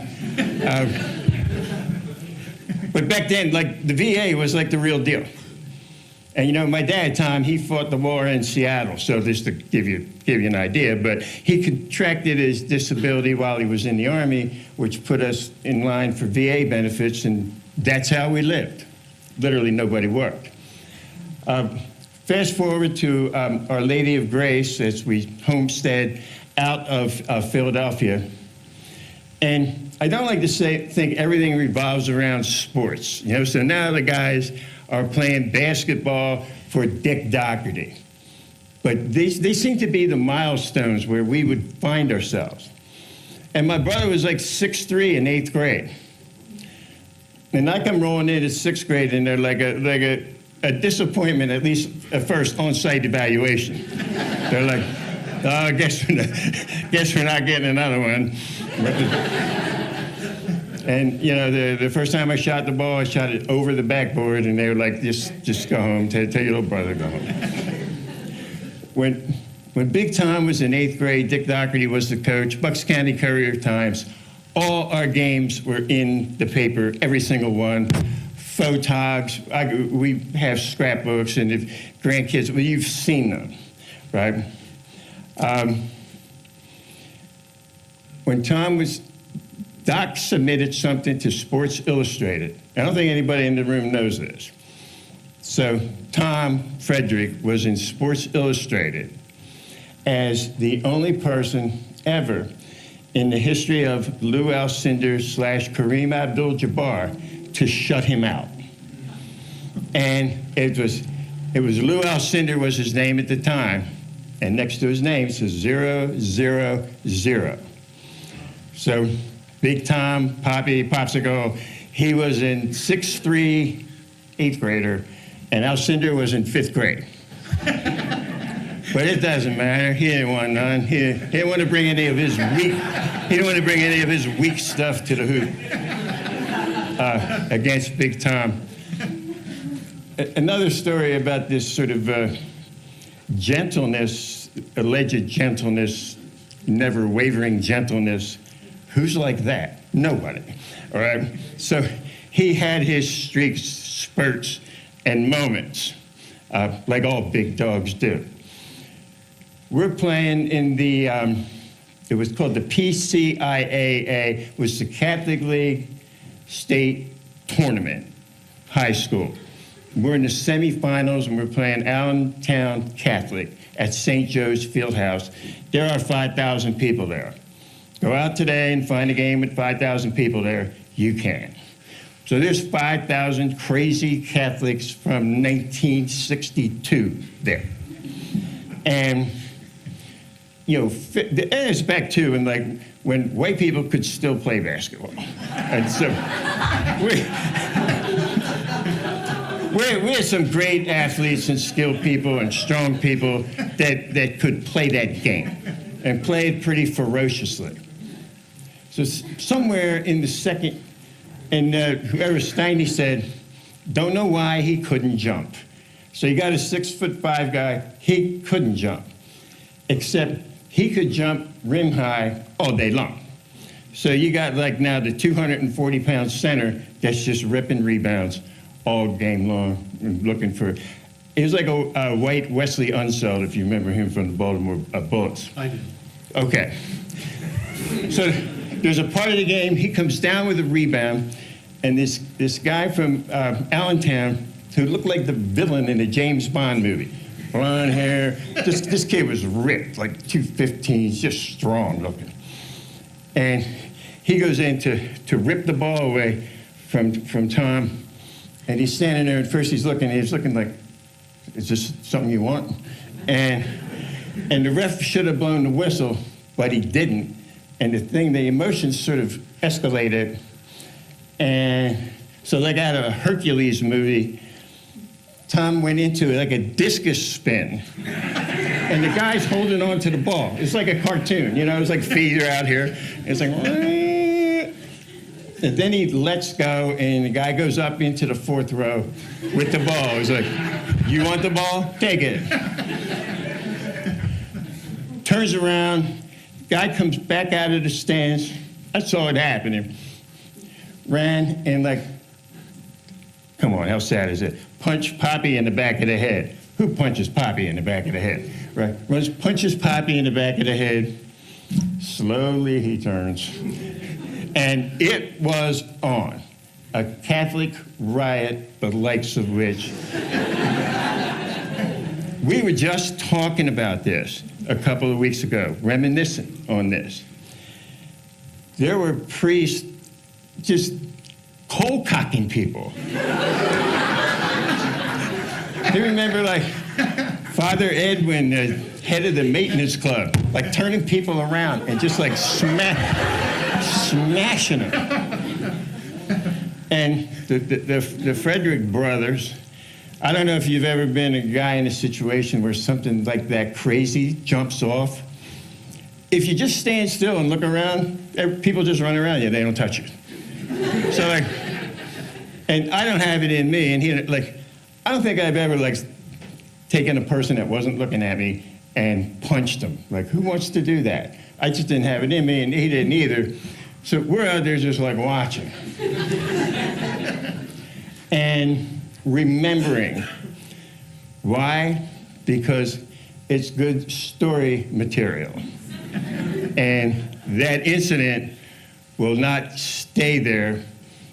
It's from 1962, and here we are in 2019, and it's still out here. And in that hospital room, it was still there as well. One other thing I was thinking about when you mentioned Oreo, and then we grew up, you got to get the dog in. You can't lose if you mention a dog. Everybody goes, yeah, this guy likes dogs, he's okay. We had a dog, Luigi, who was the town dog in Pendle for ever. And one day, Luigi followed somebody home, and he just picked our house, and he just stayed there. He's like, this town dog gig is over. I'm staying with these people. When you're the chosen one by the town dog, that means something. It really means something. And we would tell stories about Luigi and him going to the end of the driveway, waiting for the school bus. The driver would open the door, he'd get on, and then the Chamonix bus, guy'd make his rounds, guy'd come back, drop him off at the bottom of the driveway. He'd just do his beagle thing and come up, paw on the door, and come on in. And then there also was the dog Crackers, right, Nance? So I'm thinking, Big Tom's like old dogs that don't move around much. Seem to be the perfect companion for him.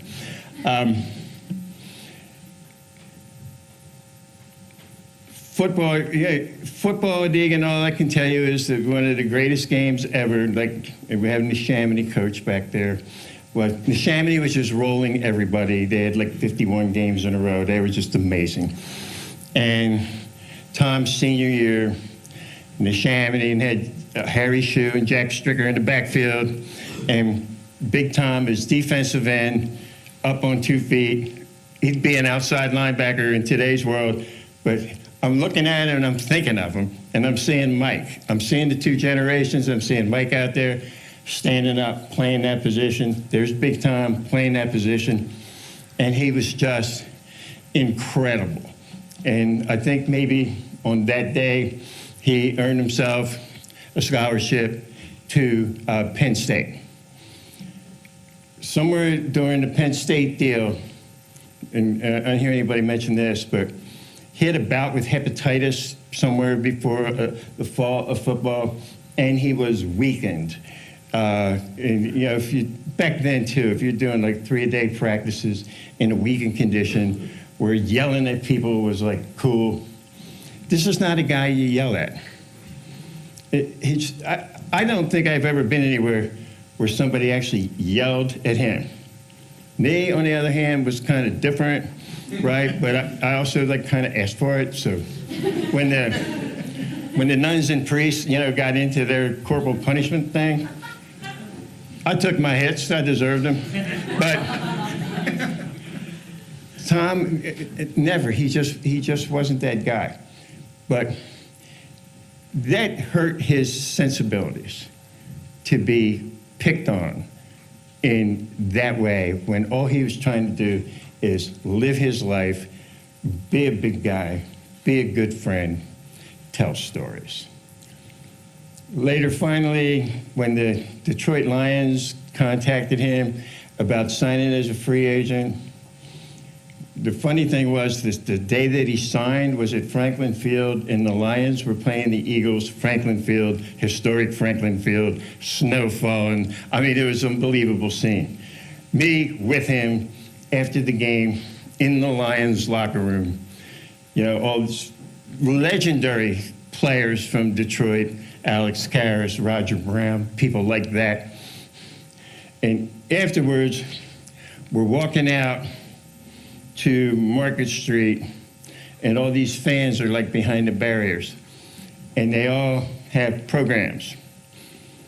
And I had this really cool, what I call a car code I got from the thrift store, and I felt like pretty special when I'm walking by, and I'm signing everyone's program on the way out, because I kind of looked the part. They looked like I could have been an outside back, somebody. He's like, what are you doing? What are those people going to think when they get home? I'm like, it's better if they keep it, and like 30 years from now, they go, who is this Dave Frederick guy? I can't find him in here.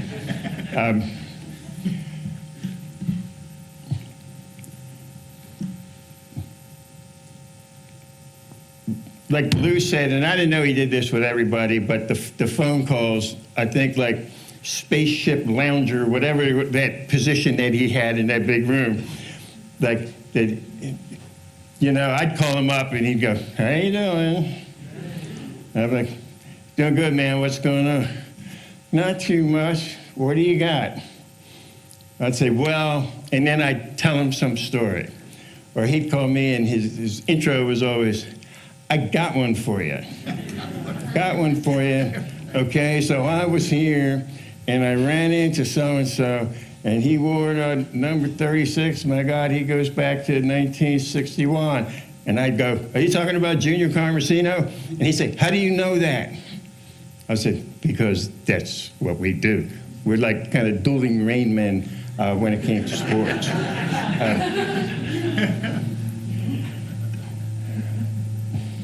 And by the way, the grandkids, the singing, I represent Fred's South, like we live in Lewis, Rehoboth. My crew's back there. And when Tom's grandkids came up, I said, watch this. This would be like out of a movie. This is just going to be like something you see in the movie. And they're going like, oh my God. And Katie goes, where's that talent come from? And I'm like, why is it that people are always asking me or my brother where that talent comes from? Because they know where it doesn't come from. That's why. The night of the visitation, December 3rd, and I'm going to end with this because this is, Tom would like this. This is incredibly, ironically, tragically, funny, hilarious, all rolled into one. So there's the line out the door at Tommy Tomlinson's funeral home, and somewhere halfway through, as being a leadoff on the receiving line, I got benched. They said, Fred, man, go sit down. You're like holding up the line. You're like interviewing people, like you're slowing things. It's great. And you go, and then next to get benched is Michelle. Like you're the number one offender. She is too. And I just thought, getting benched at your only brother's visitation is perfect Fred karma. It really is. And I won't say he would have liked it. He likes it. He likes it. Thank you all for being. I was doing pretty good. Thank you all for being such good people and friends and getting him and understanding him. Thank you. Stay up there for a second.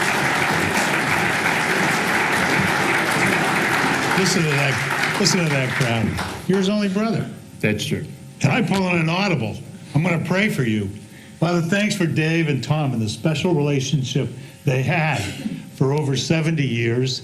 And there's a verse in the Bible that says, iron sharpens iron. I don't know what it says about humor, but these guys sure got a good dose of it. And they made the best of life in Pendle and other places. So I thank you for Dave, Fredman, and him sharing a little bit of his life with his brother. Nobody else in this room has that relationship. So I thank you for Dave's willingness to do that. Go Freds. In Jesus' name. Thank you.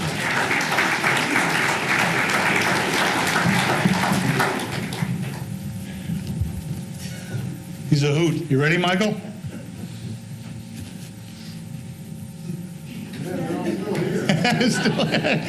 All right, this guy I got to meet in 10th grade, and I had heard about him from his mother. You know, his mother said, I got this son that's going to be coming up here and playing football. And I said, wow, I can't wait to meet him. So he showed up in the Chamonix as a sophomore. He was about 6'2", about 160, right? Yeah, let's go with that. You going to talk with him? Let's go with that. We could do a little shtick together, but I really honor Mike. I had him in a Bible study for years, and it was one of the highlights of my time in ministry, youth ministry, at the Chamonix.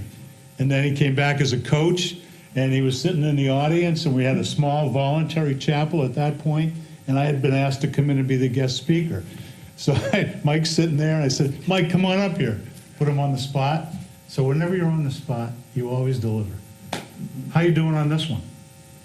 Yeah, I didn't hear a word you just said.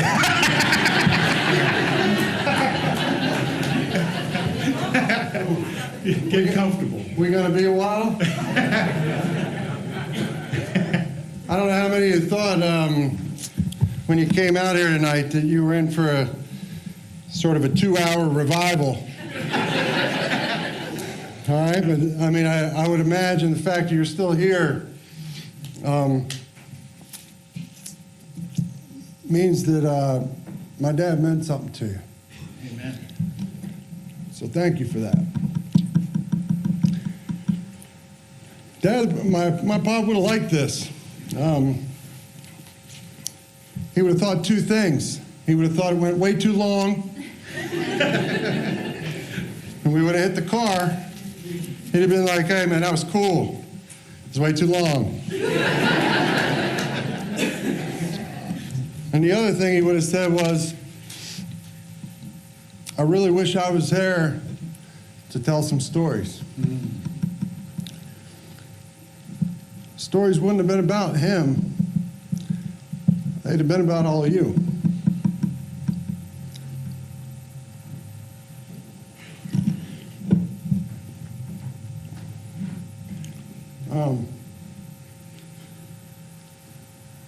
I'm not going to share too much because, one, I won't get through it.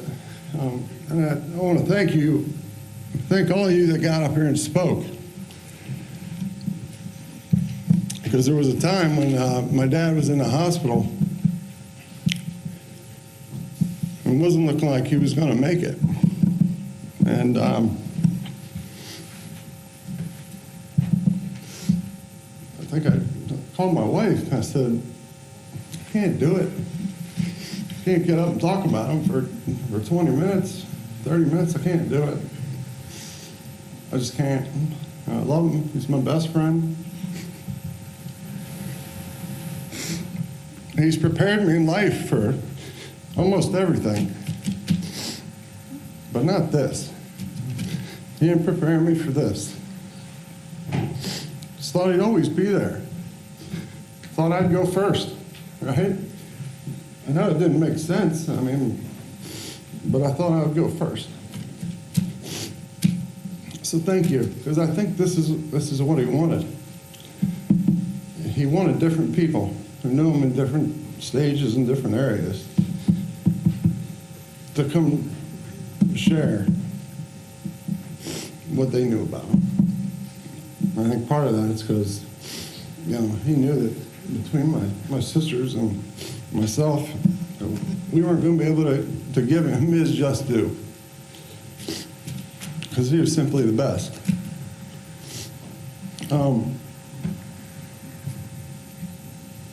I just wrote a couple things I wanted to say, and it's not going to take long.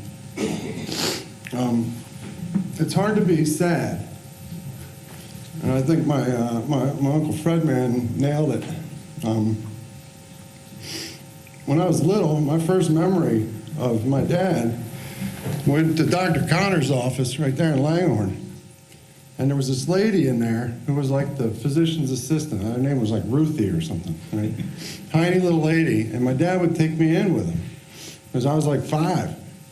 And so they wouldn't let you leave you out in the waiting room, or because knowing us, we'd wander out in the street and disappear, and that was all normal. So he'd take me back in with him. My first memory is that Ruthie lady saying, "Tom, if you don't lose some weight, you're not going to live very long." And I was like, oh my heavens, like my dad's not going to live very long. To which he said, "Ruthie, I got to be honest, if you don't put some weight on, I don't think you're going to live very long." But and then he said, I'm going to take what you said to heart, and I'm going to start tomorrow. But on the way home, I promised my son we were going to get like 4 or 5 cheesesteaks and a few pizzas. And then he said, and please, please, start eating. So I remember that was my first memory as a child, is some lady telling my dad that he was going to die young because he was too big, and him making it a joke and making it fun. And just, you guys had some stuff in your house growing up. There was pain there. And he handled it. He did the best he could with it. So what, I kind of just wanted to kind of skip through, one of the cool things that I remember about him, and was these time periods in his life and the stories. And it was, like Fredman said, what I remember is the Pendel days. There was Pig, and there was Anteater, and there was, Joe, and there was, Gus, and there was a little Fredman, and there was, the Cornwell brothers, and the Cornwells, and there was 4 D1 kids in Pendel, and the early '60s. They all lived within 4 blocks of each other. I mean, it was crazy times, and we would hear these stories.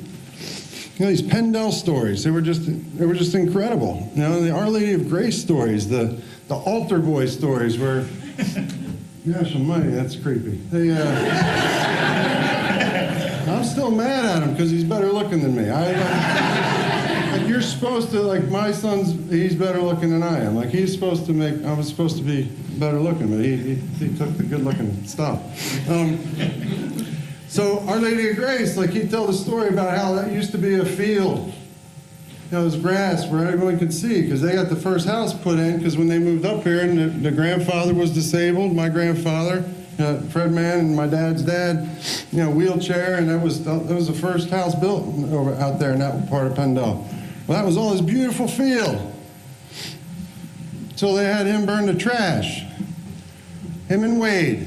They had the students burn the trash. They went out there, they caught a trash can on fire. They caught that field on fire. They ran home to Pendel. And he said, they could thank me. And I was like, why is that? And he's like, all those kids that have gone through Our Lady of Grace, they've been playing on that asphalt for years. It used to be a field. Like he impacted the landscape of Pendel because they didn't know how to burn the trash. And there were stories after stories. Like you took some shots from the fathers over there, the priests. He tells a story about how his buddy Wade took a hit so just he could go home. And the guy felt so bad, he hit him, and he rolled across these desks and doors and got up bloody. And Wade went home and was like, holy smokes, I can't believe I took a hit so I could go home. And my dad said he was sitting there, and they were like, priest felt so bad. He's like, y'all can leave. Sent everybody else home, but he would have you telling these, he'd have you on the edge of your seat, like, what's going to happen in this story? And there were Our Lady of Grace stories went on and on and on. The Kareem Abdul-Jabbar story. You ever heard my dad tell the Latin? My dad can chant in Latin.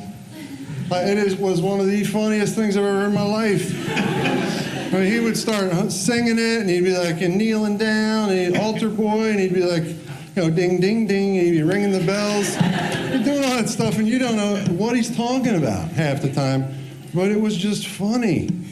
It was like, what's next? What are you going to tell us next?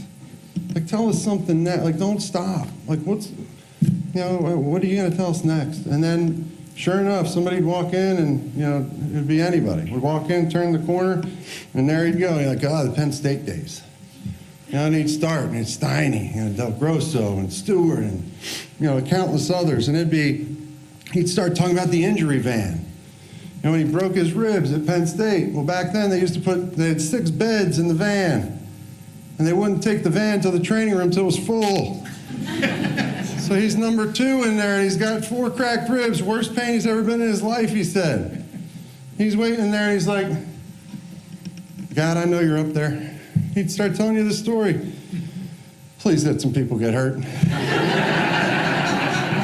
he'd be looking, and he'd be like, oh!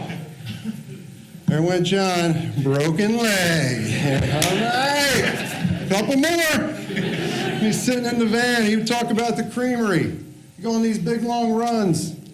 Poppy, Steiny, Del Grosso's probably faster. You're probably up front. They had a bunch of these big dudes. They'd go run through campus. They'd get about 100, 200 yards in. There's the creamery. Boom, they'd duck in there. They'd eat the ice cream. They'd sit down. They'd wait for the rest of the team to come back. Oh, here they come. Okay, and then they'd run it, and they'd sprint in the last couple hundred. He'd tell you the story about how the coach one day, a couple minutes later, was like, I think I'm going to go for a run today. Trailed him out, running through campus. Sure enough, there he saw him, Poppy, his buddies, running, boom, into the creamery, ordering up ice cream. He'd tell you those stories. He'd talk to ones about, the human blocking dummies. When he thought he was being treated like a bag, he got these handles made, and they'd tape them on the back of his jersey. And he'd run out there, and he said, Paterno did not find that amusing. And he's like, and that just shows you that guy has no sense of humor. Because that's funny. That's funny. His Ben Salem family. You heard from a couple of them today. Loved you guys, man. Loved you. You guys had a special thing. You all started around the same time. You all were family for 30 years. You went through stuff that he would share with us. There are people who lost spouses. There's people who lost children. They lost parents. They lost former students and players. And they went through this life together, and it was special. And we don't have it in our communities today. It's not the same. You guys had something, and that Tommy mentioned that he might have been part of that glue. I mentioned to Tommy in the past, and Pope and Schultze and others, and the nicknames. There's some great nicknames, Beefo and JV Sully and all this stuff. And you don't know who the heck's talking to who, but it was such a family. That glue has to stay. It's got to, because you guys had something special, man. He loved it. He loved you. And that, again, it comes through. I mean, he loved his buddies. From each one of those steps along the way, you were special. And I would talk to him every day. You're starting to see a pattern, right? Right? Logan calls him at 10:05.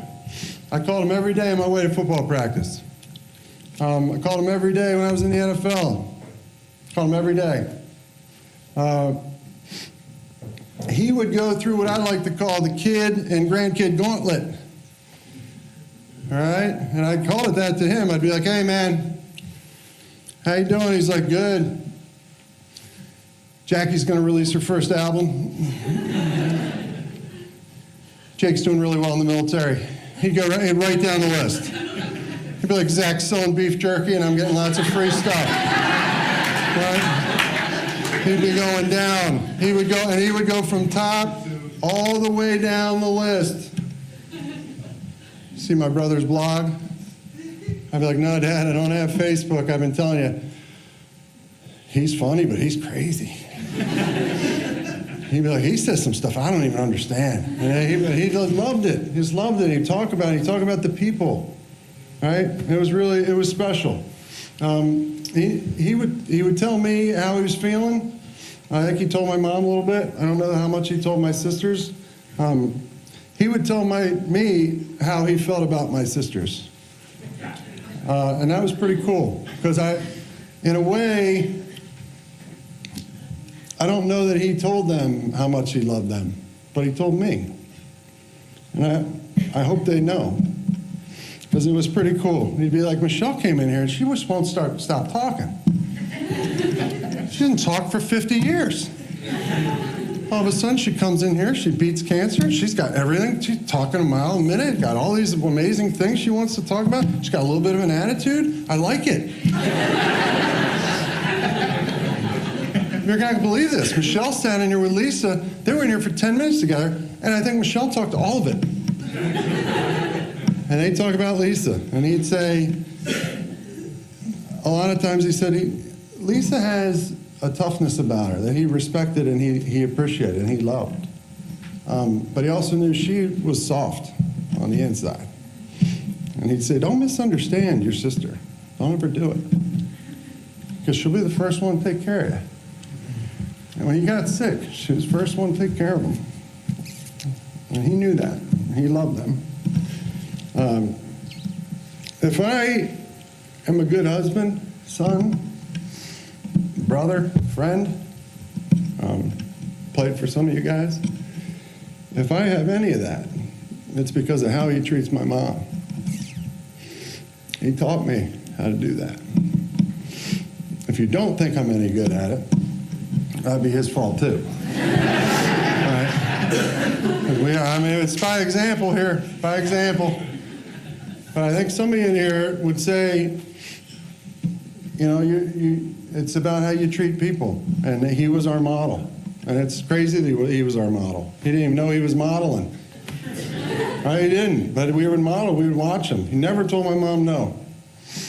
Now, you could say that's not a great strategy. Right? My mom asked for something, he'd be like, absolutely, dear. Yep, that's exactly what we need. Yep. You want to turn the backyard into an entire garden. That's a great idea. Buy as much as you want, whatever.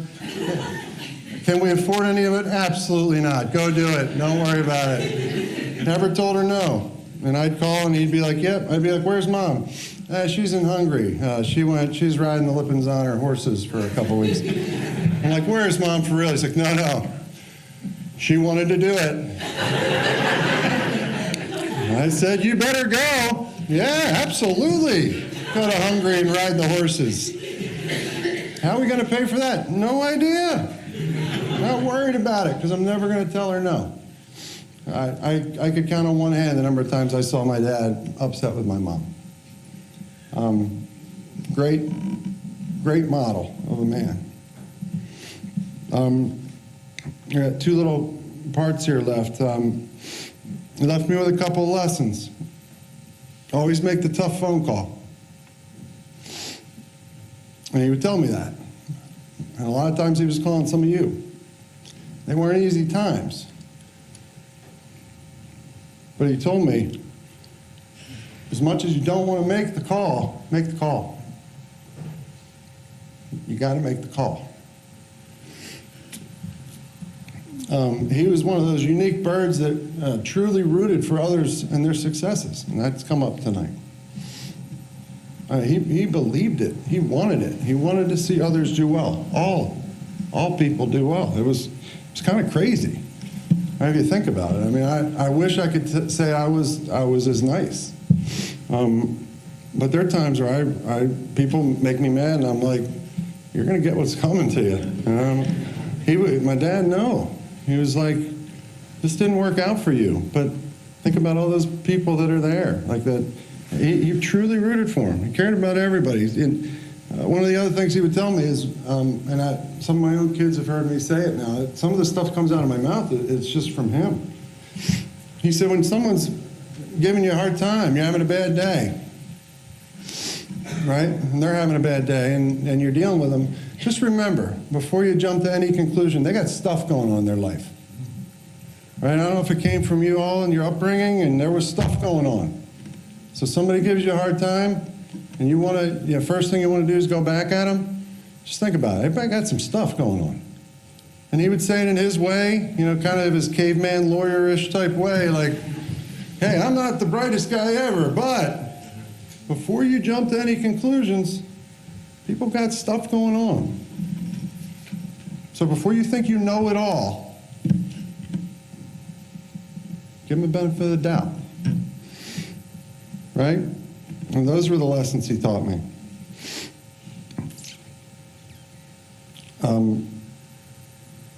There are two other things that I'll wrap it up. My note, again, we got lots of lime soda and pretzels for those of you who are going to pass out at the end. We really do, honest to God. We got lime sodas and soft pretzels. People would ask him about raising a pro athlete. And every once in a while, they usually wouldn't ask him when I was around. And he'd be like, people ask me this weird question, like, what did I do? And he'd be like, I don't really understand their question. And I was like, well, people, it's unusual.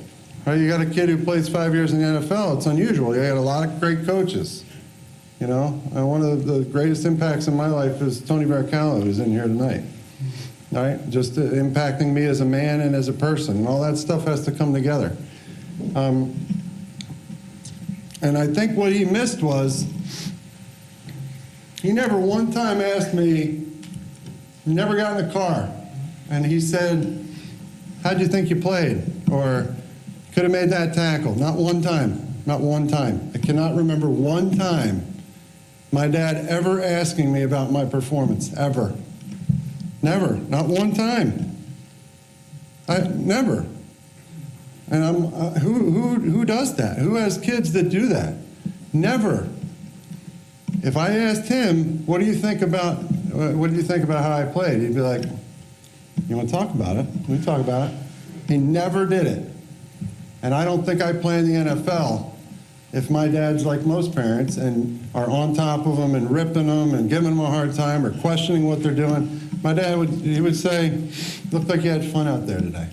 And I'd be like, oh, it was awesome. We took it to him. Or, if I was down, he'd be like, hey, your team, you guys are 6-0. Like he'd divert it. Again, in his way. And then I'd say, yeah, Dad, I didn't play very well. And he'd be like, your team's 6-0. Like he had this way and geniusness about him that I think we can all learn from as parents. And it applies to not just athletics, it applies to what we do in our lives. And I've been guilty of it. I've screwed it up with my own kids. And he never did. Never one time made me feel valuable or unvaluable or had a lack of value on whether or not I played well. Didn't care. He's like, let's go get some cheesesteaks. I'd be like, all right, let's go do that. I honest to God, I cannot remember a time where he said one thing about how I performed. I don't know how he did it. I mean, he signed with the Detroit Lions. He was that close to playing himself. He just wanted me happy. He just wanted all of us happy. And I think that was true. And you're kind of hearing that tonight. I'm going to end with this. Again, I do thank you all. This is when my mom started to invite people to speak. I said, you do understand they're going to be talking about Dad. And she was like, oh, yes. And I was like, should we send something out that says they're going to be there a while? Like, this is just what we do, right? And my uncle and I, if my dad were here, you guys, they'd lock the doors. We'd be up here. My dad would have talked for 2 hours because he'd be like, I find myself terribly interesting. But that's what he would tell you. He'd be like, you can leave now, but I'm telling you, you're going to miss the best stuff right now. Because I find this really, really interesting, what I'm about to say. Thank you all for representing his life and giving him his just due. And I think the people that have met him and have come across in contact with him. That was my fear, was that I wasn't going to be able to do it. You all did it. You all did it. And he loved it. He wasn't one for hugging. Didn't like the physical contact thing. So over the last kind of 25 years or so, I made it my life's calling to hug him every chance I got.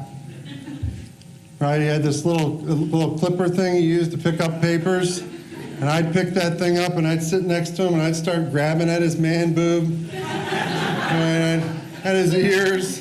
I'd rub his head when I was leaving, and it made him so uncomfortable. It was delightful. And I know he hated it, but I know deep down he loved it, right? And I miss him. I miss him for that. And all I can say is Pop set the bar, he set the bar really high for living a successful life. And I don't believe I can attain it, but he would want me to try. And so I'm going to try. Love you. I miss you, Pop. And we'll see you soon.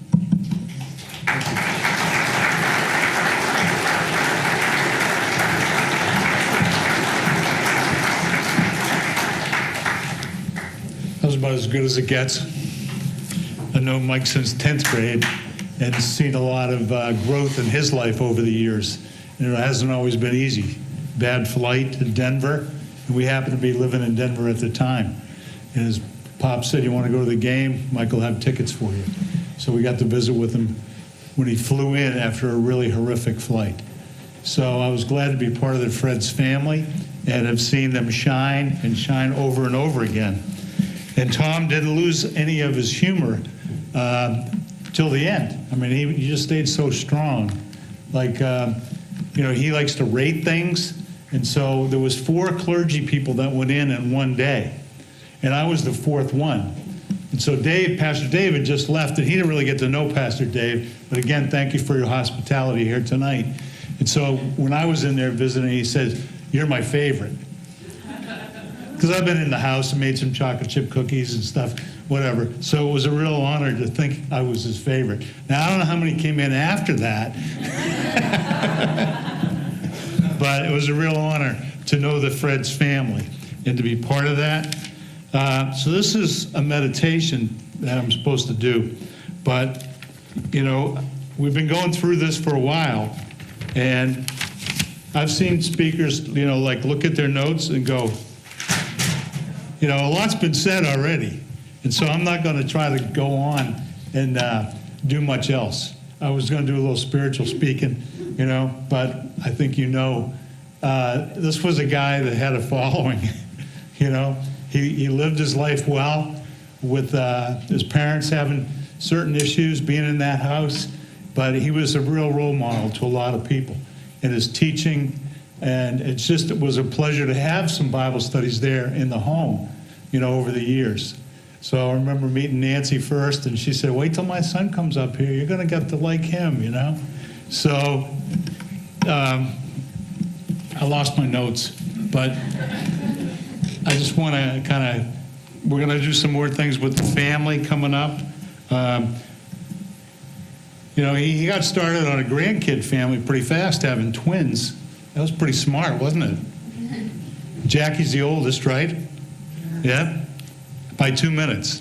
2-minute drill, right? And then out came Jake, and Jake, you're going to hear from him.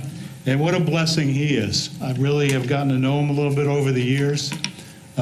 Seeing some of the chapels that we've had in Neshaminy. I always try to pull in some of the history, too. And, I got to know some other players that played with Tom. So he had a friend that was a running back, Gus Cosmos, and he would just say, "Just follow me, just follow me," and he would block for Gus. So one day he's going in the men's room, and he looks around, and Gus is like right behind him. He goes, "What are you doing?" He goes, "I'm just following you," So they had a good friendship, reconnected. I like putting groups of people together, and saw that happen. Tom was just a pretty remarkable guy. And Nancy, you're a good cheerleader. And you worked with those cheerleaders. And I just say my hat's off to you. So my meditation is going to be pretty short. Thanks for a good evening, the way we're putting this together, seeing people who have honored Tom. There was quite an outpouring at Tomlinson's that night. Tommy coached with Coach Fred's. There's people here that have amazing connections, so you can share a little bit in the time afterwards too. But what's going to happen next in the program is Jake's going to come up and he's going to lead the next portion of the service. So Jake, come on up. This family has a lot of talent, just kind of oozes out in a good way. Come on, brother. Hey, Poppy really loved Mr. Livingstone. He was an example that he used for me as someone who's a Bible student. Just to thank you for doing this tonight. Poppy really loved you. I'm going to miss the fondling, Uncle Mike. And definitely I speak for everyone that we would see a little twinkle in Poppy's eye when he looked at Grammy. So just really going to miss that. So with that, I'm just going to read a psalm, and then we can praise God and thank him for Poppy. The Lord is my shepherd, I shall not want. He maketh me to lie down in green pastures. He leadeth me beside the still waters. He restoreth my soul. He leadeth me in the paths of righteousness for his name's sake. Yea, though I walk through the valley of the shadow of death, I will fear no evil, for thou art with me. Thy rod and thy staff, they comfort me. Thou preparest a table before me in the presence of mine enemies.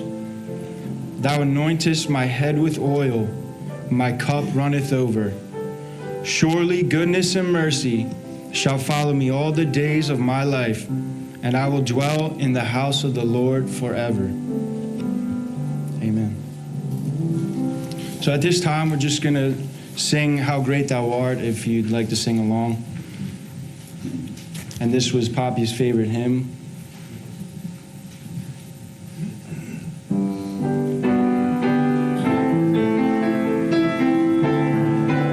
Feel free to stand. Lord my God, when I in awesome wonder consider all the worlds thy hands have made, I see the stars, I hear the rolling thunder, thy power throughout the universe displayed. Then sings my soul, my Savior God, to thee. How great thou art, how great thou art. Then sings my soul, my Savior God, to thee. How great thou art, how great thou art.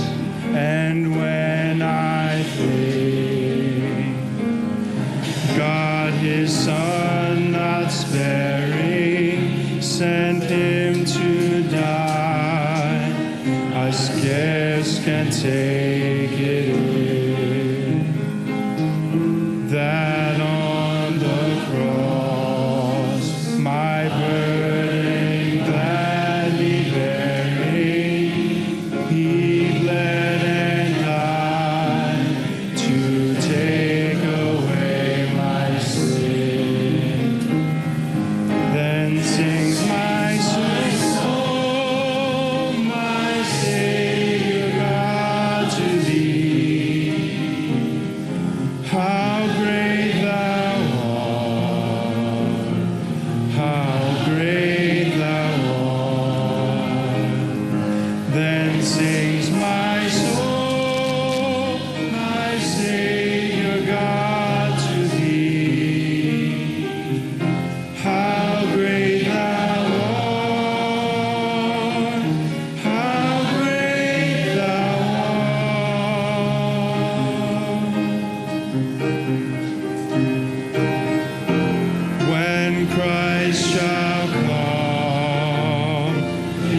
shout of acclamation and take me home.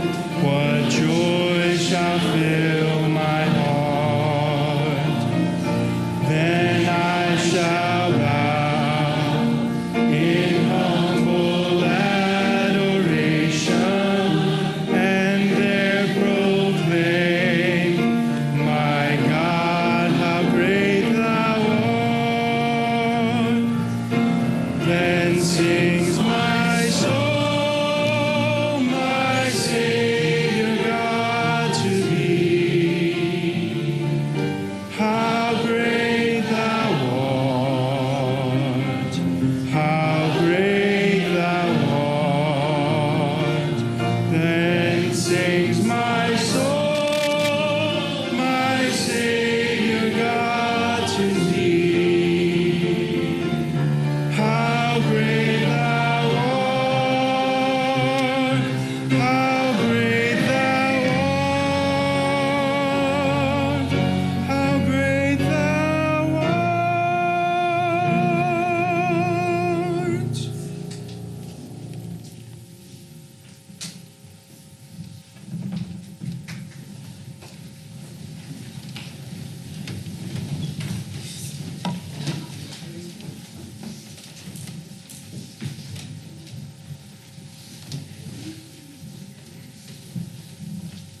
I think we're going to have the grandkids come up and just do some Amazing Grace.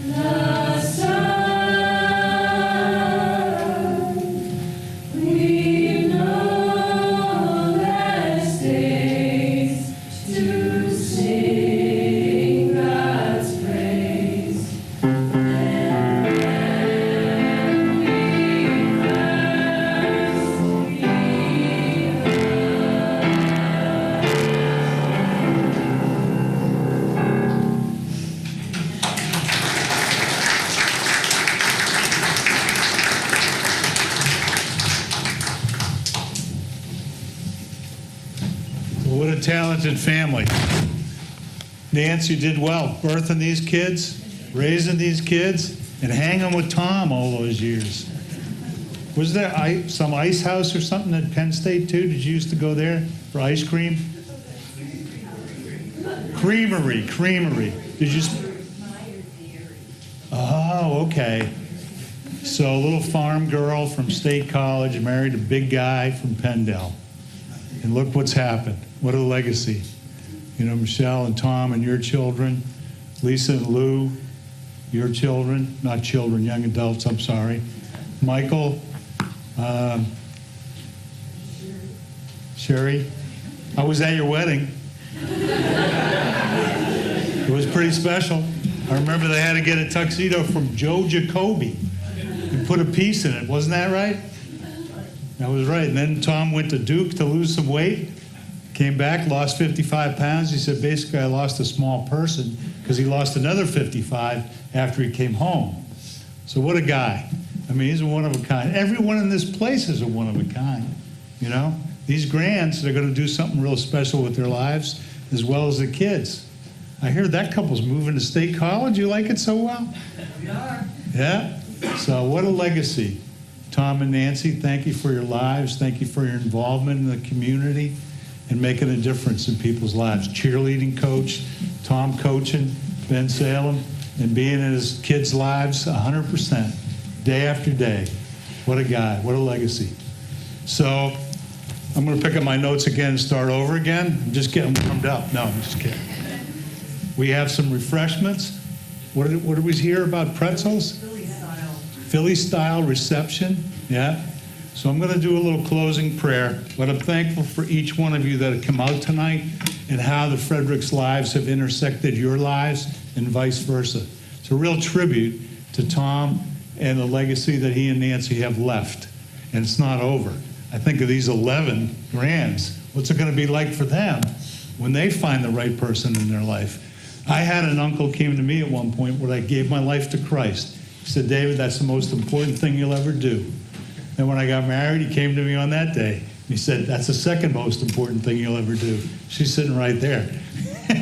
Then when we had our first child, he said, that's the third most important thing you'll ever do, being a parent. And then I said, hey, Uncle Wiley, what's number 4? He was in his 90s. He said, basically what you do with your life. So I want to encourage you, what you're doing with your life or what you have done with your life, keep doing it with God's help. Because he sure helped Tom and Nancy get off to a good start there at State College. One last funny story. I was on a plane. I was on a first class. I don't know how I got there. But a guy comes on the plane, and I see him put a bag up overhead, and it said Detroit Lions NFL on it. So I thought, kind of curious. I was like, did you play in the NFL? He said, no, my dad did. So I found out he was part of the fearsome foursome that the Detroit Lions had. And Tom played against these guys while he was in camp. And so I guess it didn't go real well because he didn't have a long career, but he got to that level. So when I called him after talking to this guy, Darius McCord's son, he said, oh yeah. He said, yeah, Darius McCord, he helped start my teaching career. So he was a heck of a teacher, right? I would have liked to have had him for courses, but I just appreciate the job that he did with his family. And there's a saying when we finish our life, we want to hear when we get to heaven, well done. And so, Tom, you did well done with who you married, your kids, raising them, and your grandkids. Nancy was a cheerleading coach. Tom was pretty good at it, too. So I'm going to close in prayer. So I'd like you to stand. There's a refreshment time afterwards. I'm going to give you a little benediction.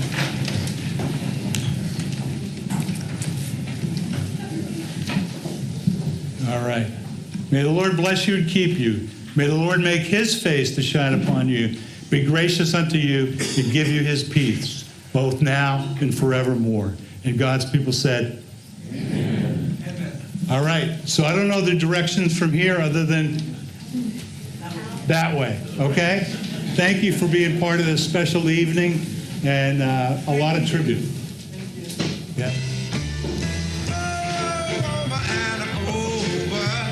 I tried to prove my love to